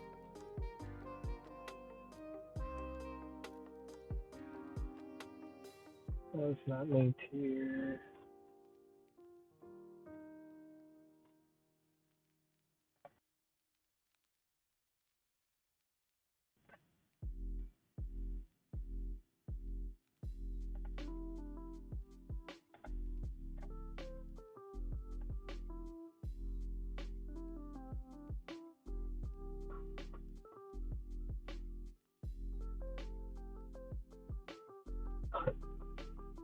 Yep, there's the toy.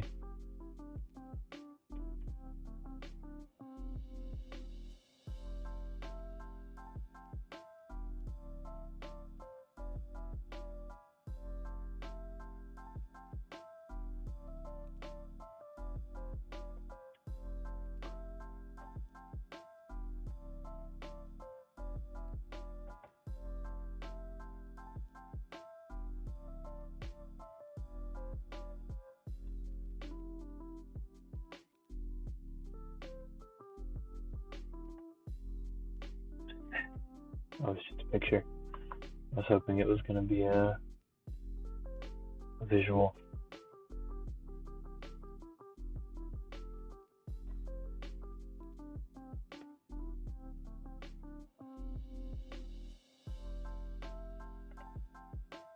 A and C, A and B and C.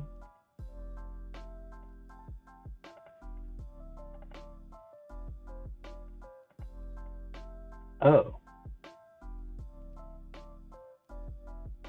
So yes, there is some math behind it, but this is kind of just like the rule, I guess.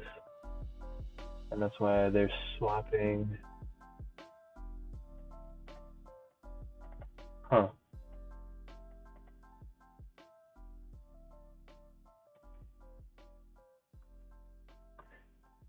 Yeah, so that's why they swap auxiliary and destination.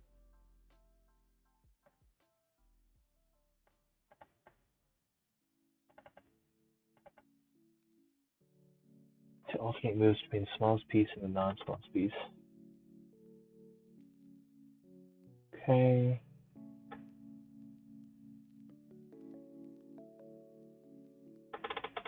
Huh.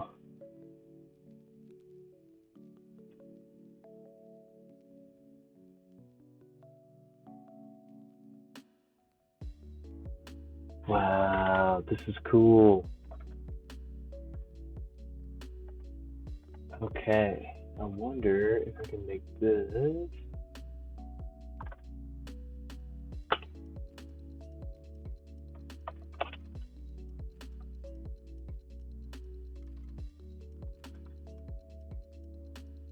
A little bit shorter. So it would still be legal. And then just have an if else there.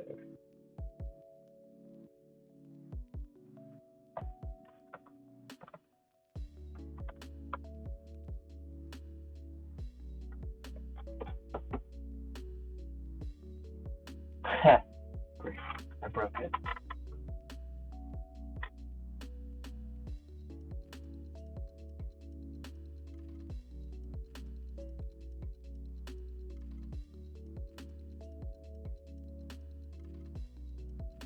Cool.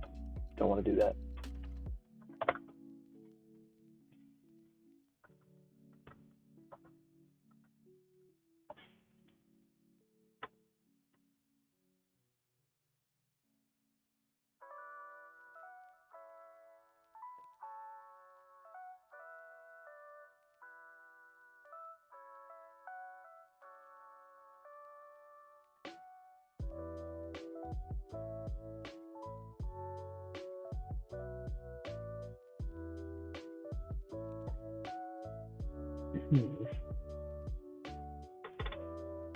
Oh, because it's or, it doesn't short circuit, right?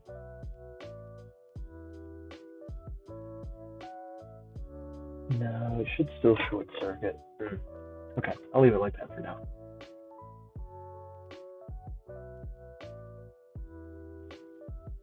Okay, so this makes way more sense. Probably because I've already figured out or coded the iterative solution. Let's see if this makes sense. Just recognize that it can be broken down.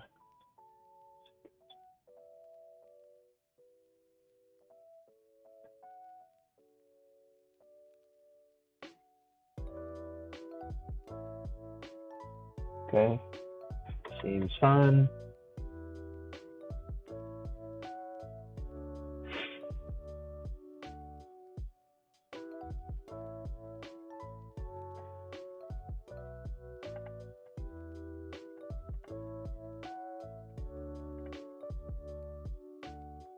And be the top. Yeah, it's fine.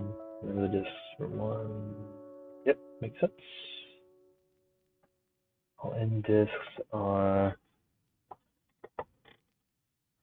arrangements on the pegs.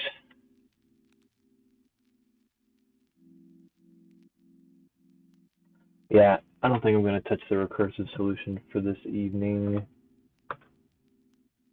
I'm pretty happy to have gotten the iterative one to work and looking pretty clean. So I think what I'll do is commit this and then do some, yeah, I think I'll pop into binary search and just solve some easy problems for the rest of the stream.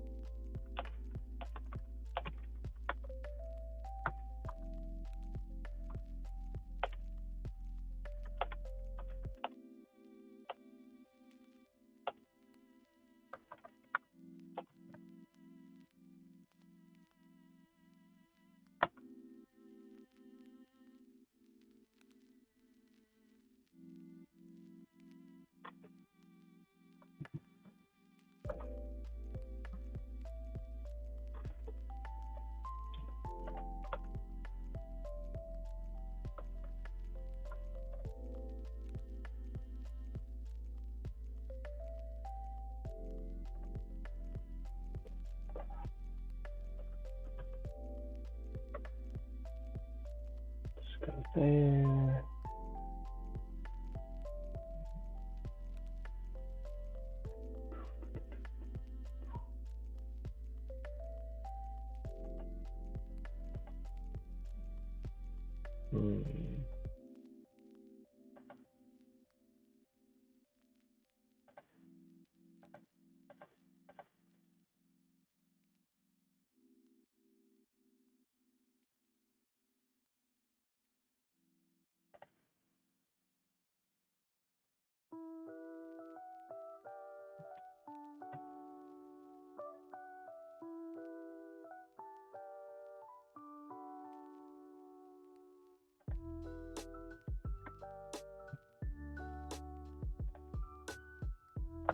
What?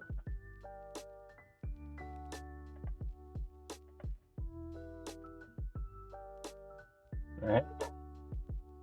Hopefully put a password in and then saw it. See if I can get logged in. Alright, cool.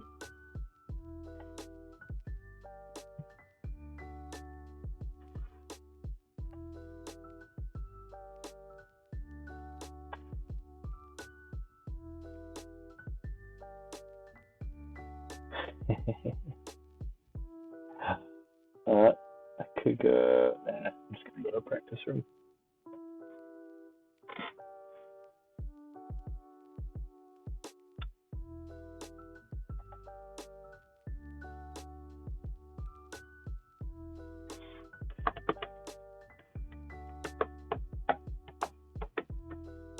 Oh yeah, my bad.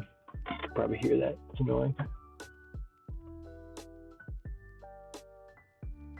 Clapping along to the music. Whether or not it sounded like it, not sure. Okay, aiming distance. Given two integers x and y, return the number of positions where values differ in their binary representations as a 32-bit integer.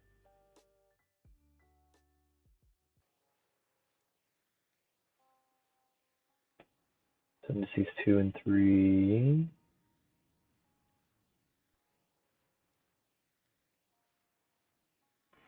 Okay. Binaries 1, 5 binaries. Oh. Indices 2 and 3 are different.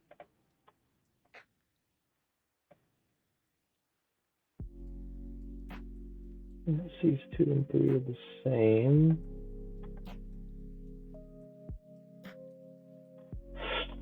I think in Ruby I can do 2s2.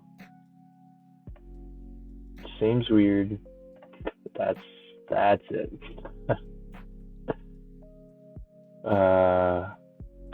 Y dot 2s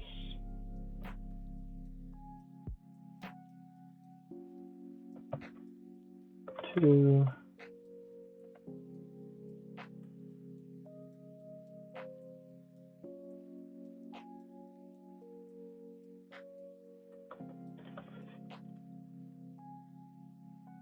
So that gets me x bin. This gets me y bin. And I need a count equals 0. And then I can just iterate over the string of one of them and compare it to the index of the same index on the other string. And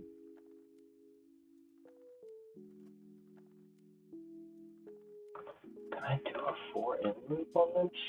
Or expand? No, I don't want to do that.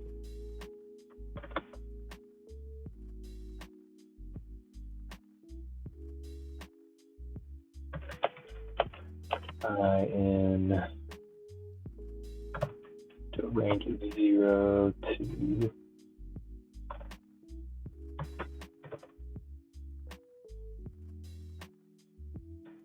make -1 end.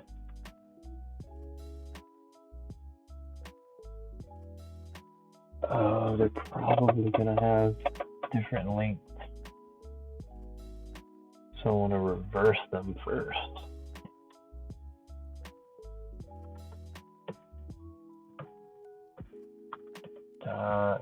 Reverse.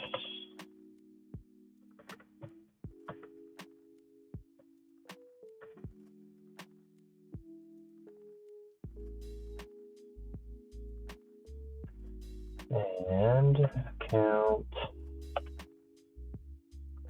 plus equals 1 if x bin I not equal y bin I. And that should work. I actually have to return the count.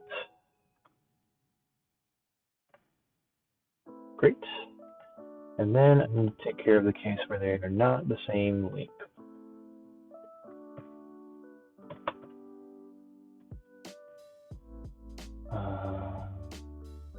Print out.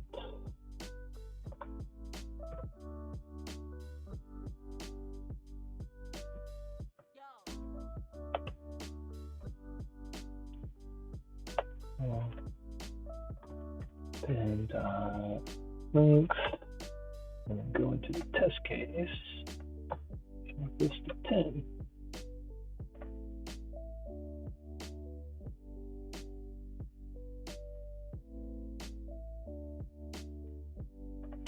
Ooh.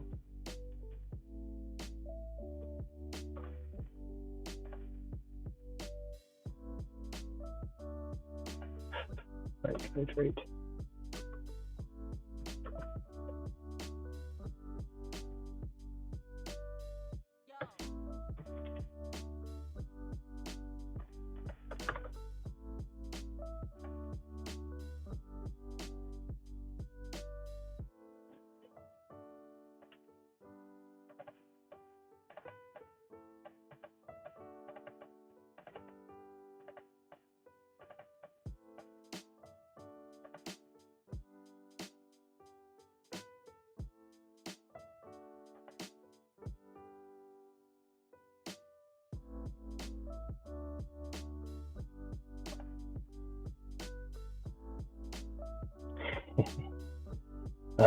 This is going to be silly.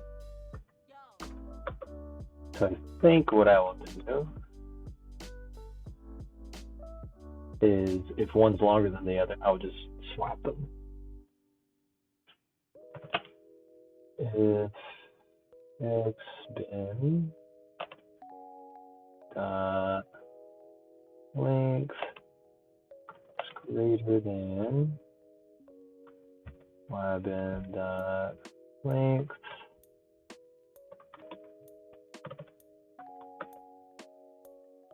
I probably want to reverse this.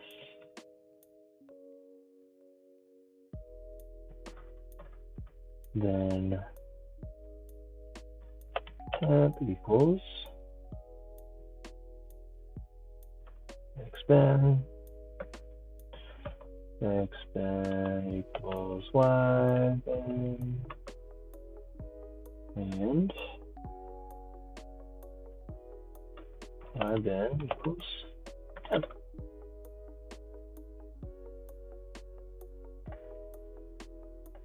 We can make that 5, make this one 10, and run the test case. Boom. Nice. Submit it. Boo. So my new test cases.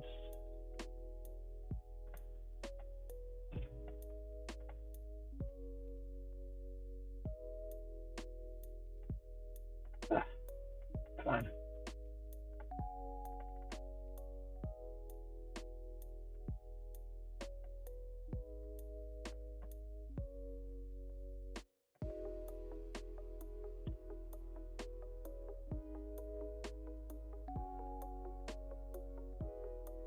Cool.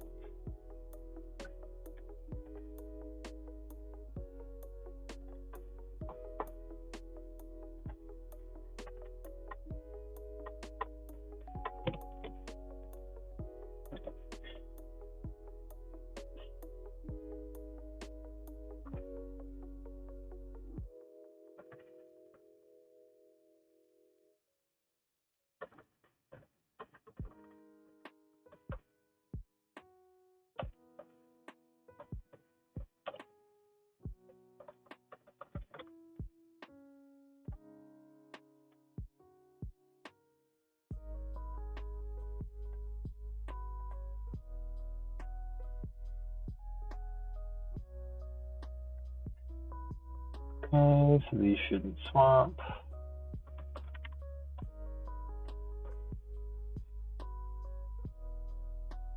Yep, looks right.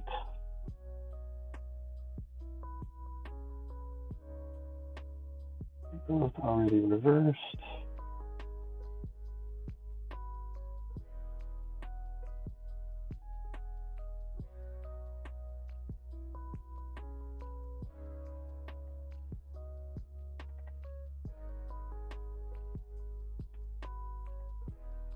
It shouldn't have dropped to 0.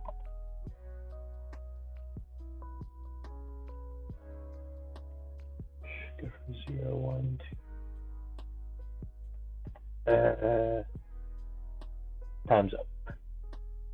Womp. That's okay.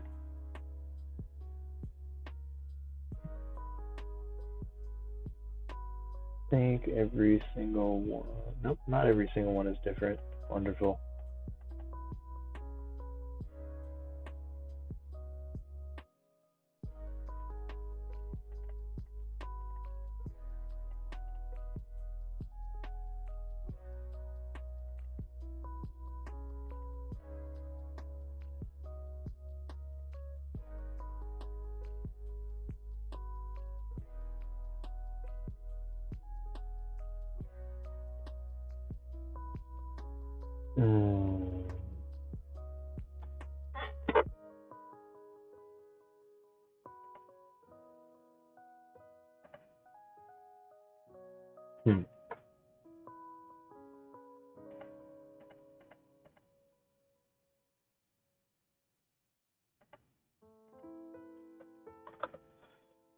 I know what this is going to be, but still going to do it.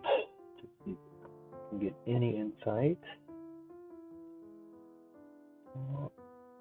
Say up to 19.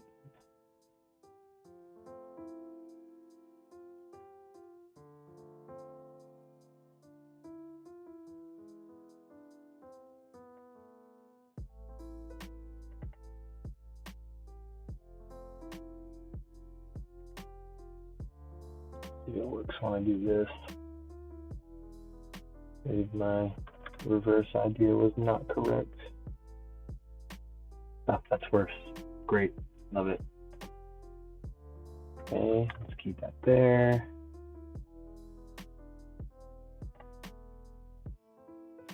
This is just off by 1.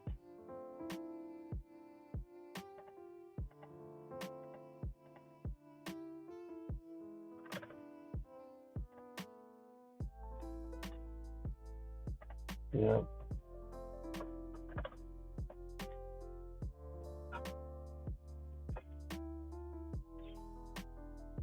And 2 integers differ in their binary representations as a 32-bit integer.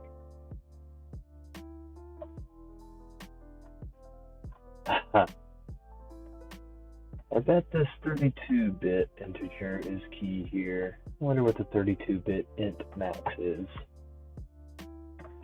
2-bit int max.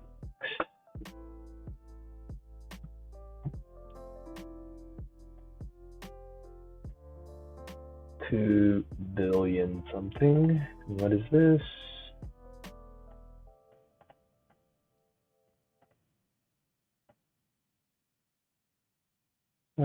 It should be within the range.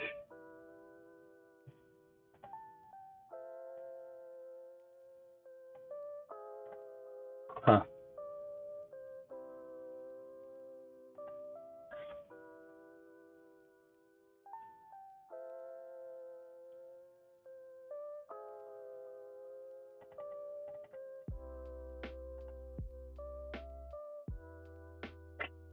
Yep.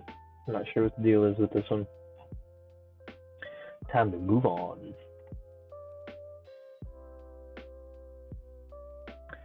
Doing a list of strings words. Concatenate the strings in camel case format.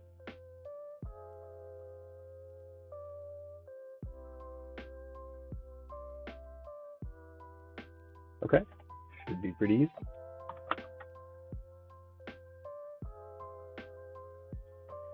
Words.each with index. I think the idea here is to map over all the words. I should probably create a string variable. The index is 0, just lowercase the whole thing.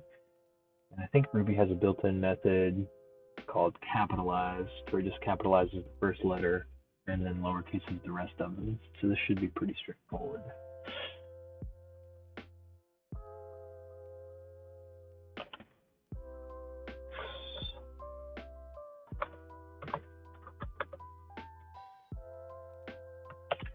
So if index equals 0,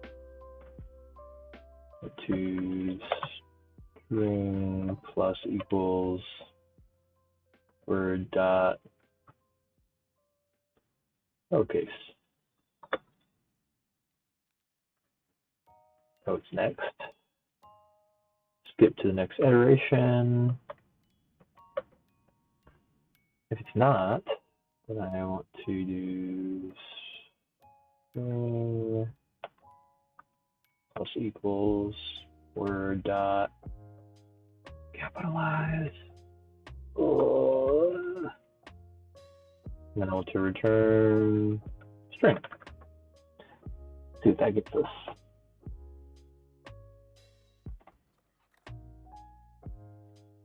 Oh, it's down case, I bet.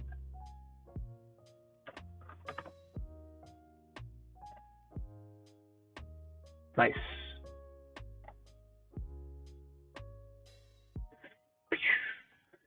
Easy peasy. Let's see if any of the editorials were done in Ruby, just for funsies. Nope. All right, start the next one.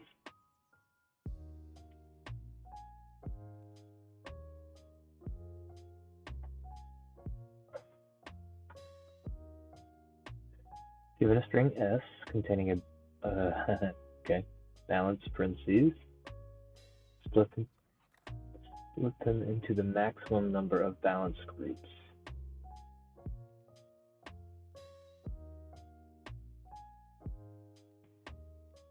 Oh, so I have to actually return them and not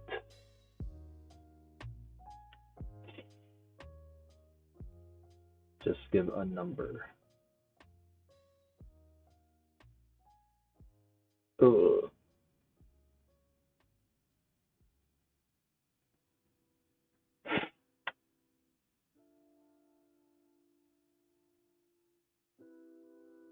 Yeah.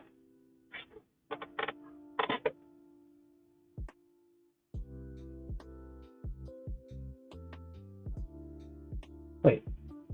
Oh, this might be easier. Split them. That's key. Okay. That is easier.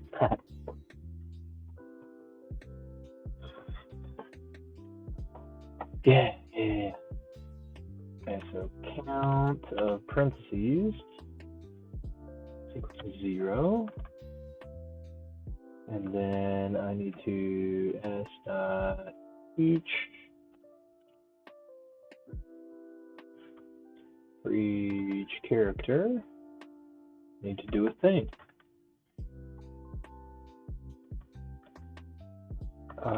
And I need to. Oh gosh. Temp equals empty string, and answer equals empty array. Need to return the answer that will have all the arrays in there.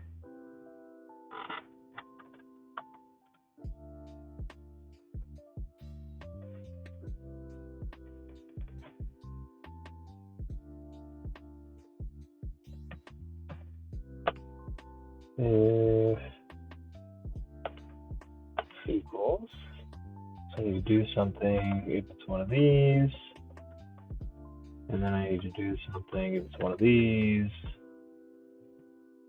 Definitely, I'm not going to do the shorthand ones. Definitely need to do count plus equals 1, and then count minus equals 1. So we can keep up with that.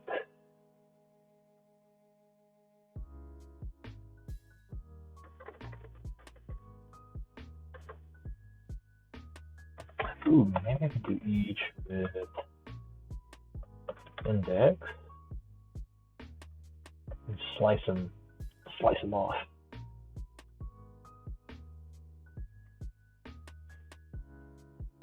Okay, and then I can do something if count is equal to 0.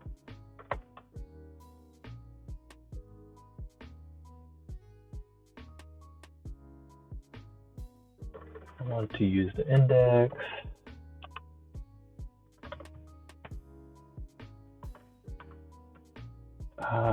What does the Ruby slice do?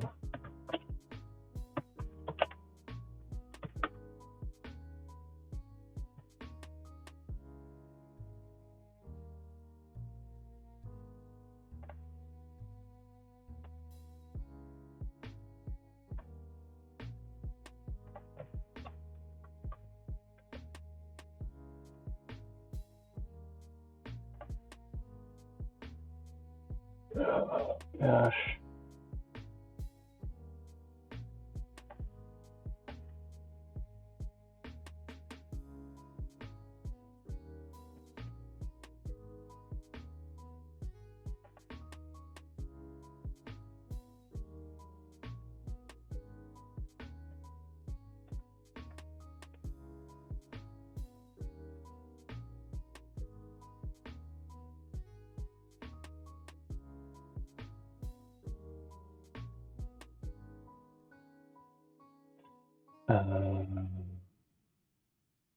Index start, spinning start, link, string range.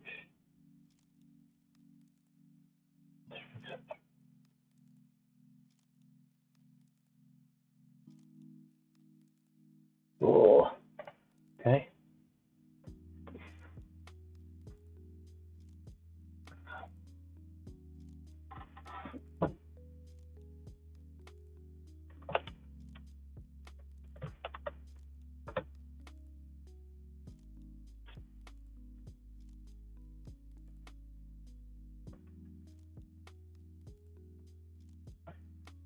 S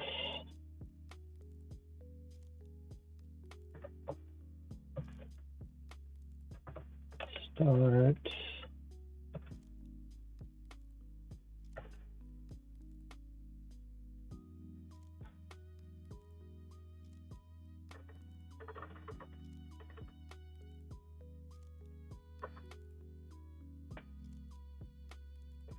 start start.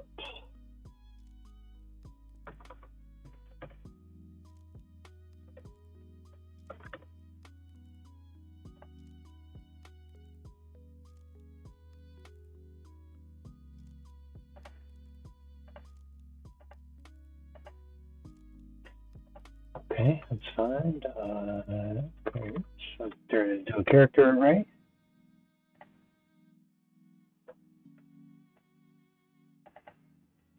Ooh, nil to enter. 16.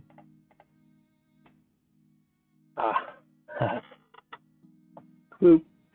Let me be 0.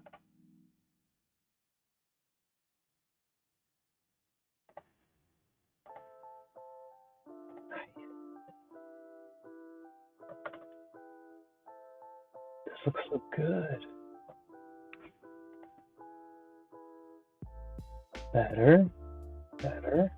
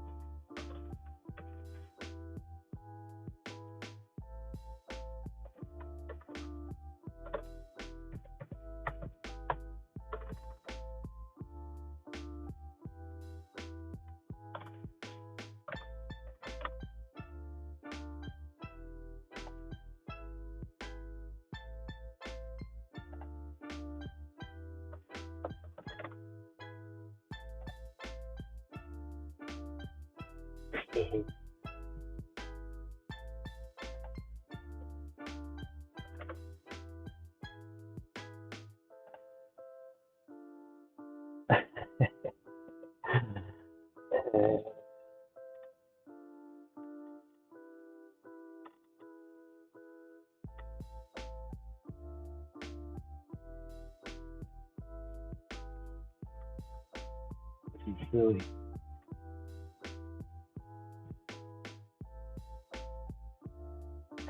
So that one's right, but this ends up being weird.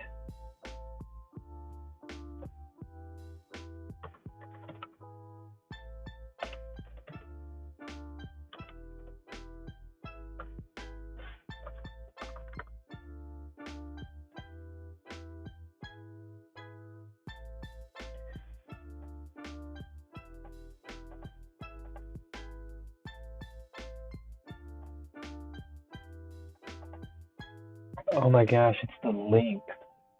That's what I'm not passing it a range, I'm passing it a length. I'm just being an idiot about this.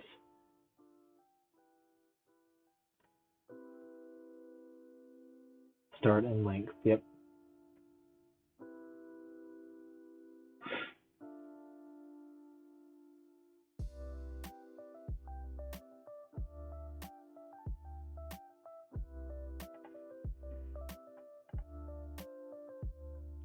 So the index +1 is right, but this is incorrect. This needs to be index minus start.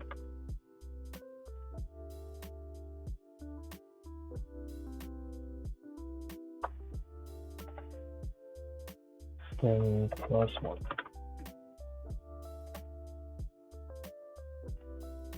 Cool. Oh, I just ran out of time. Got it solved though. Got it solved.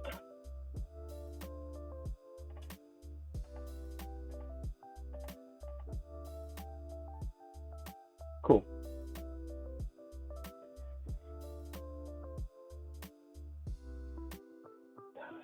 Okay.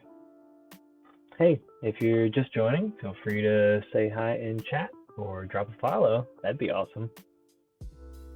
And only if you haven't already.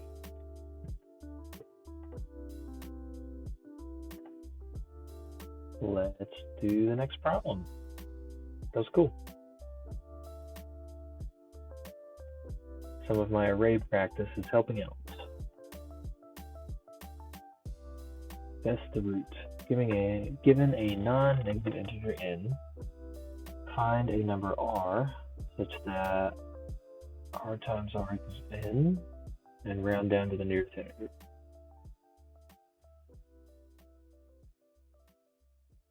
Okay, so they're asking me to find the square root. No, there's a math trick to this. I don't know the math trick though.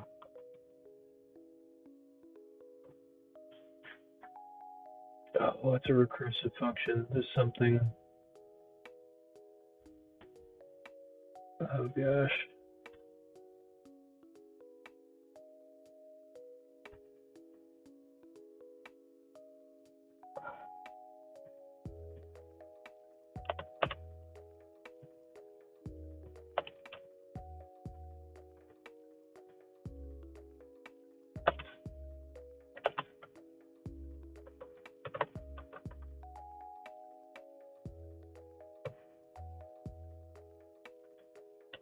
Some y.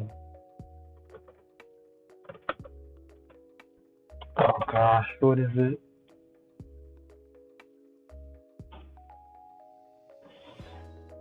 It's something about the remainders and dividing.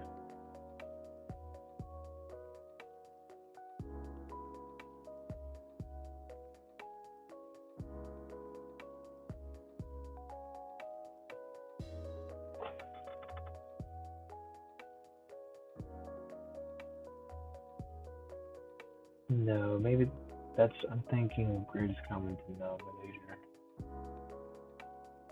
Okay, 10 minutes. Let's see if I can find the square root formula and implement it.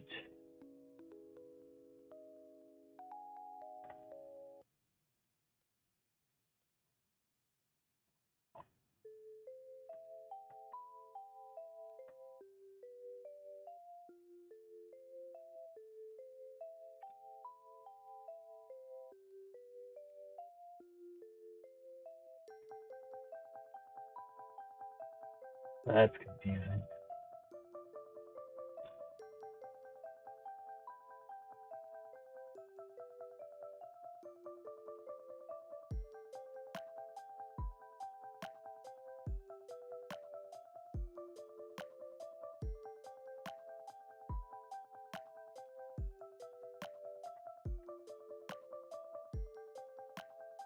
Oh, I think this is what I mean. The two square numbers between Oh, I don't understand that. 1, 4.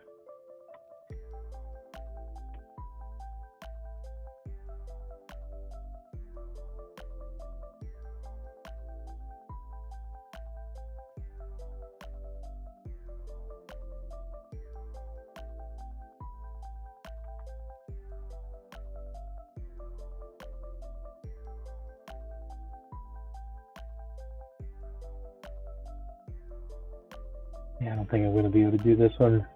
I don't remember it.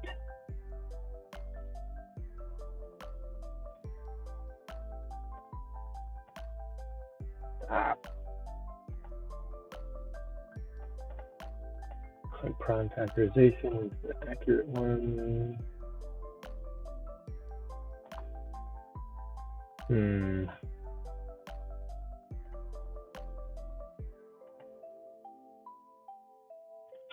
Yep. Alright, I still got some time.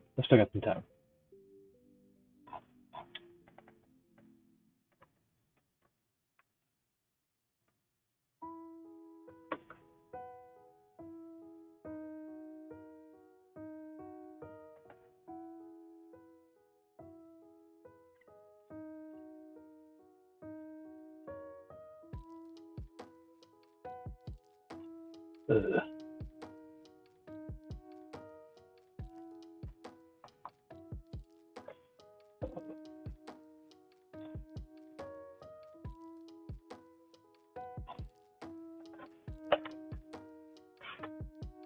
Nice.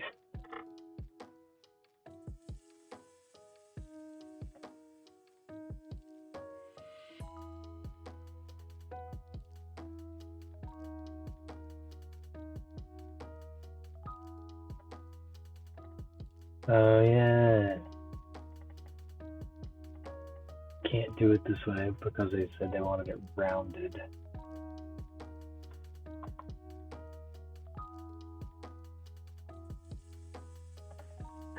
Geeks for geeks. It's wonderful.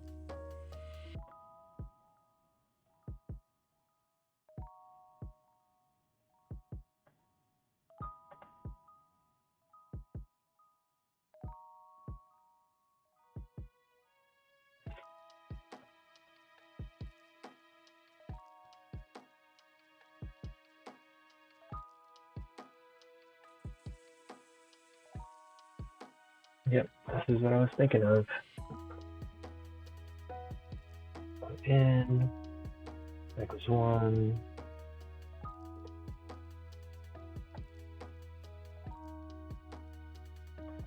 So if I don't need to recurse, I can use in. Equals 1. And in.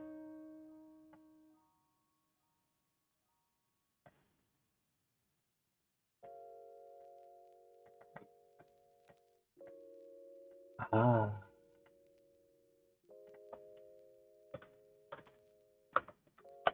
Cool. Done. 1 seems fine. Wow. X minus y is greater than e.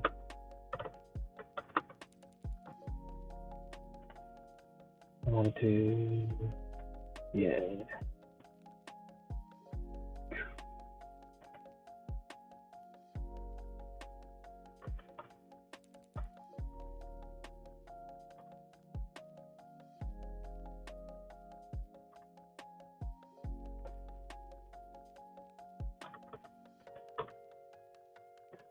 So x plus y will be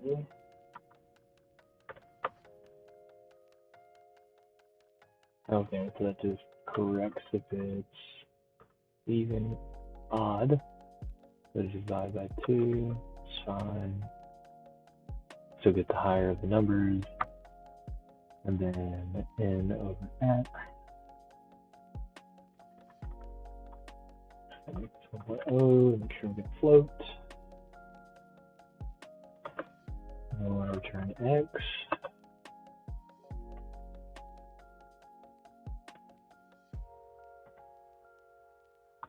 dot.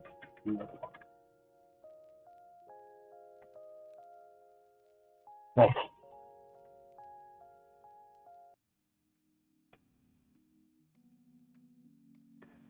Cool. Okay, let's make sure I understand that. Start with an arbitrary positive value. X. Closer to the roots the better, but initializing it at. So I got the code right here too. Initializing it at the top is fine. It would just be the worst case scenario time complexity wise.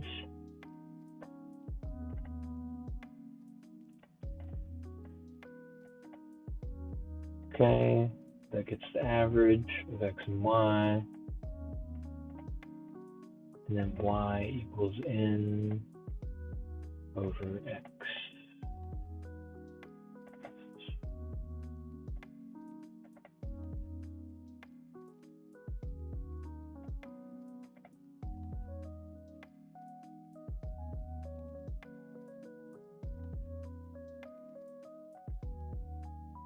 What does that end up being?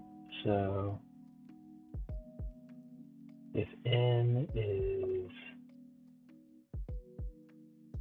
50 and x ends up being something like x plus y. Yeah, at the very beginning it would be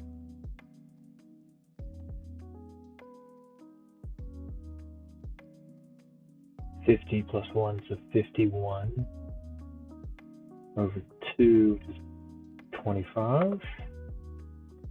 That equals 2.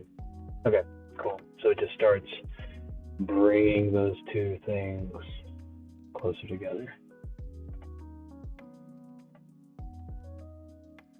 Cool. All right. Next problem.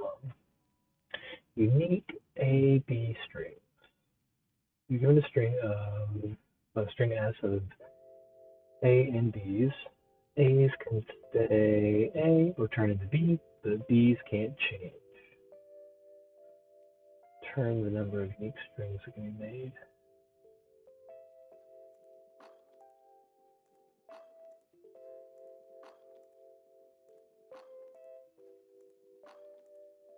Oh, okay.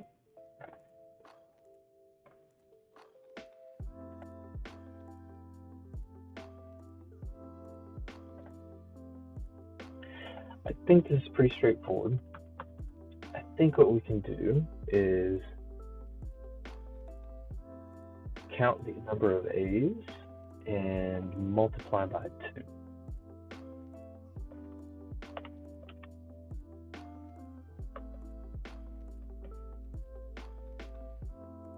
S dot each.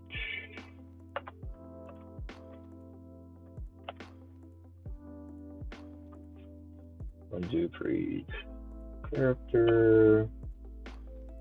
Count plus equals 1 if equals A. And then return count times 2.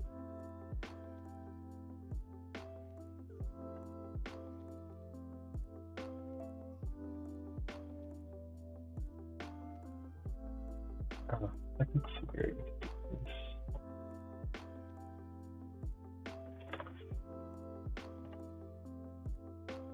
Okay, looks right. Fail.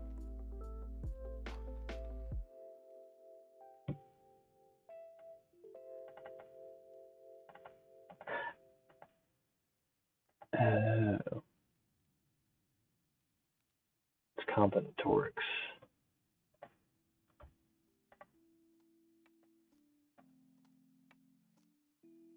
Because I have 4.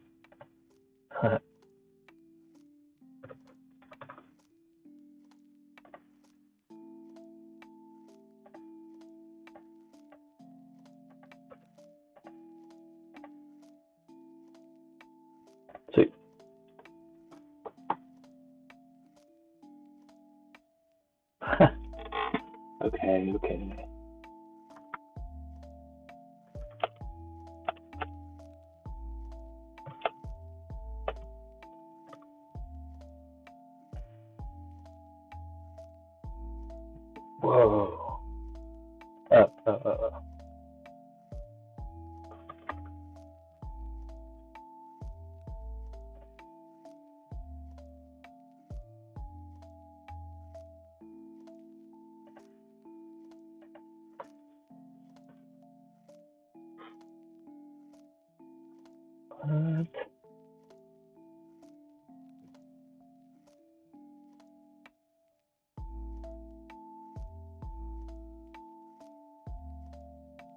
Weird.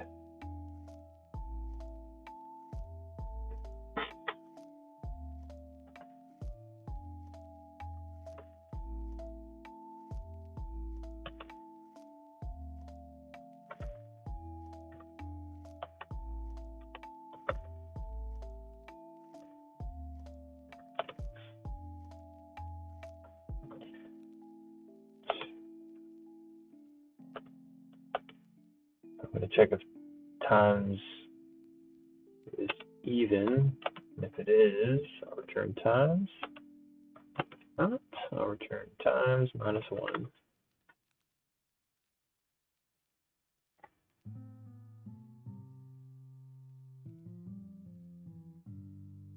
What? 1, 2, 3, 5.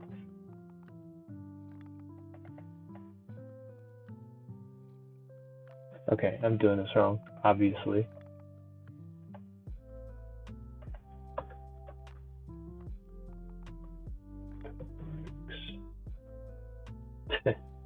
Yeah.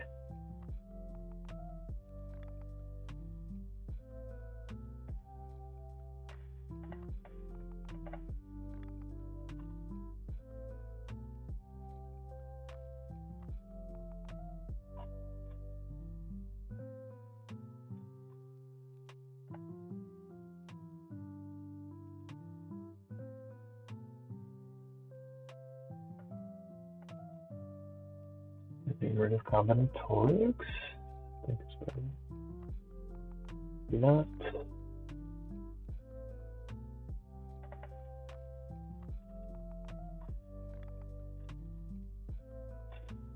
This isn't helpful.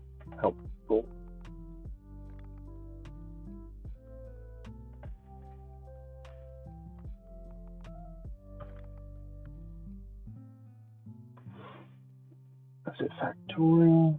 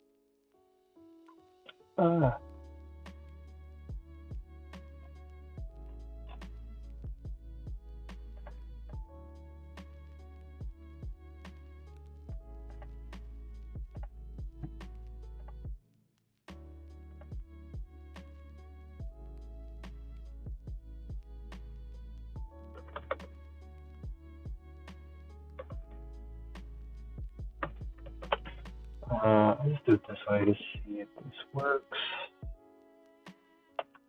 Count is greater than 0. Count times equals. No, I need to make this answer is count, and then answer equals count times answer, and then count minus minus. What? I really want to do that in Ruby. Answer.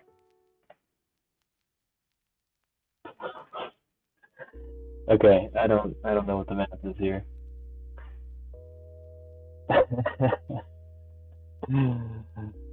uh, that's hilarious, though.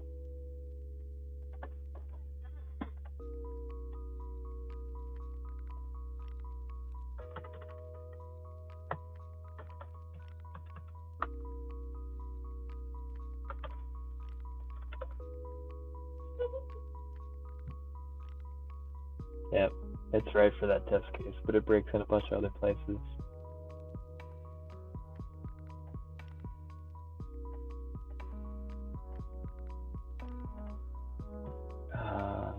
Return.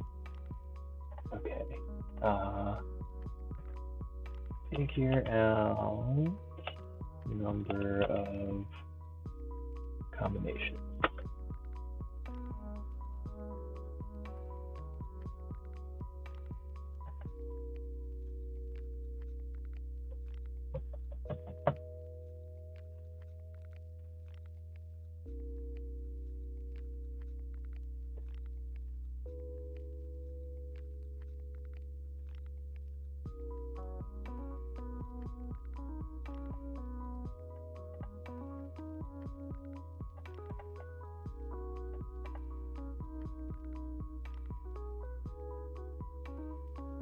Each one has a value of 2. Oh, so it's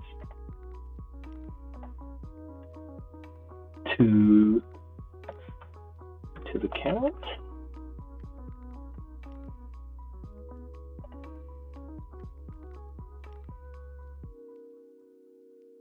Hey, yay!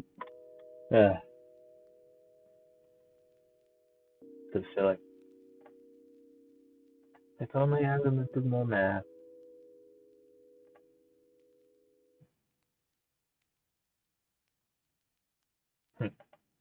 Well, I remember more math would help for these coding problems and data structures and algorithms, but I don't really need it in my day job.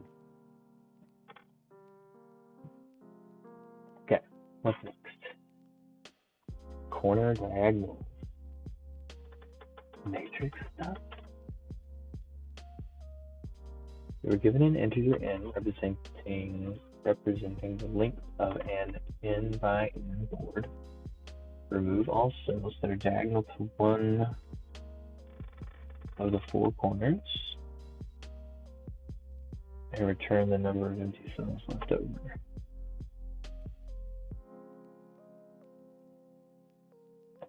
Oh.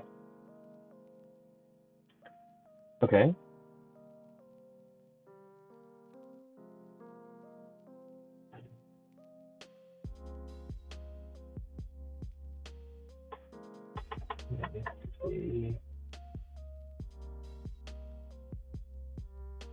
Let's see if I understand this. Remove all cells that are diagonal to one of the 4 corners.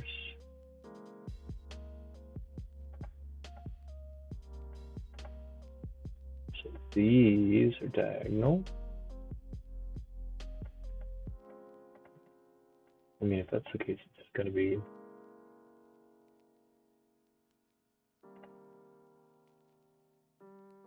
8 every time.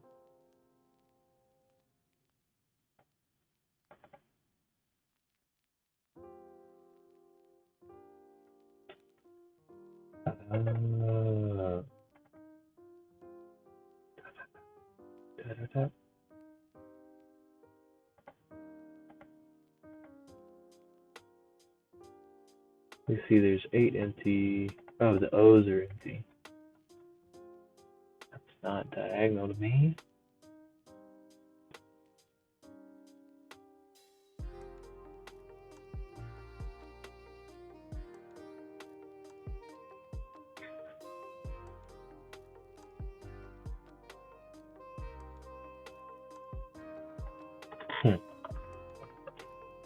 I'm just going to return 8 and submit to see what some of the other test cases are.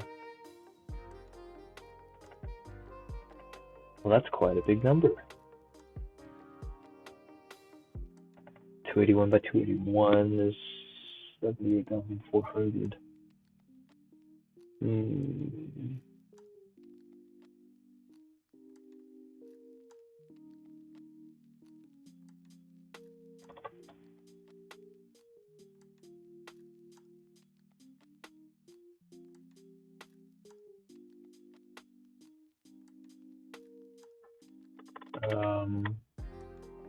Okay, so n times n. Okay.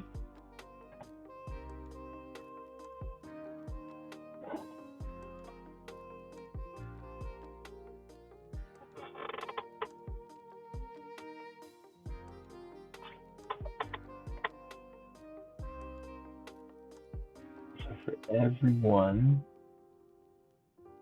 it's going to be n minus 2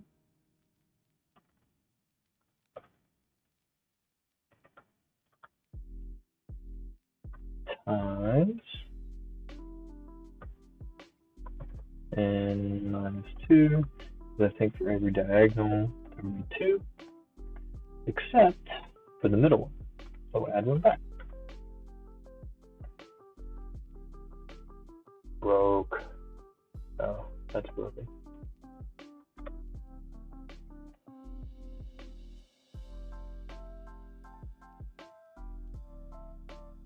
Unless it's even.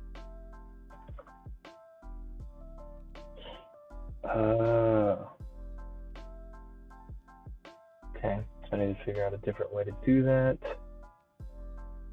Huh.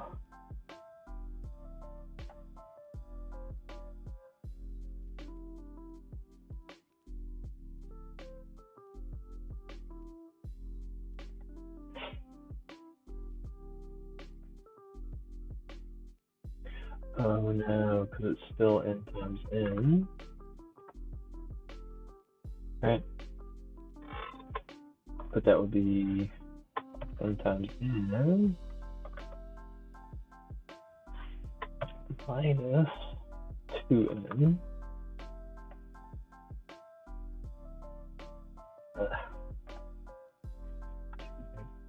times n.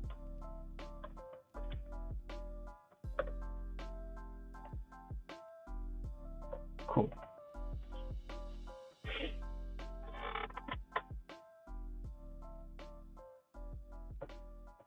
And if n,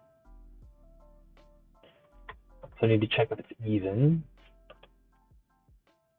Because if it's even, that's the answer.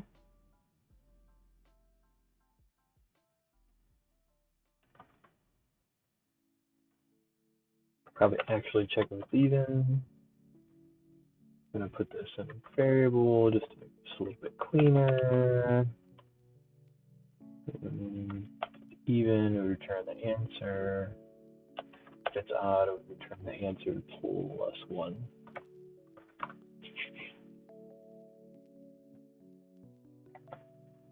Still works, great. Yeah, so fast.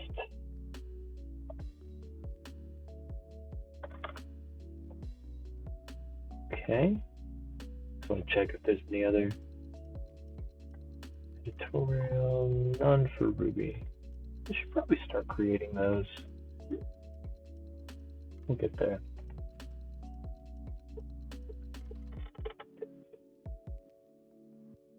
Oh man, it's midnight here.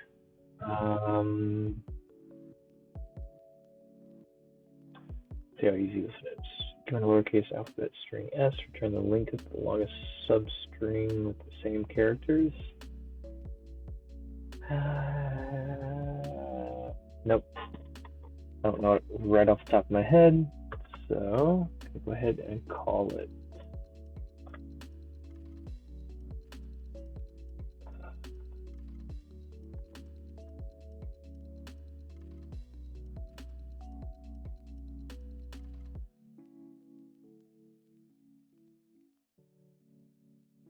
If you're still here at this point, thanks for watching, thanks for joining.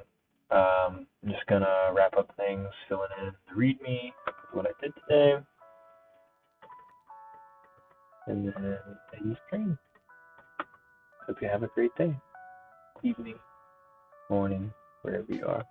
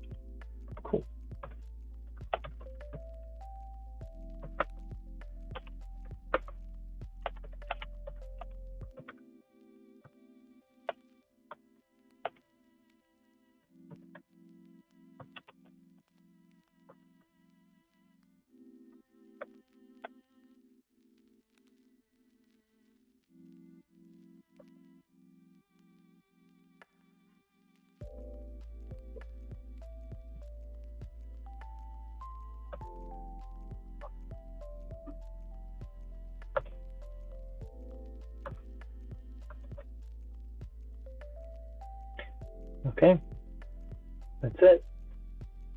I'll see you later.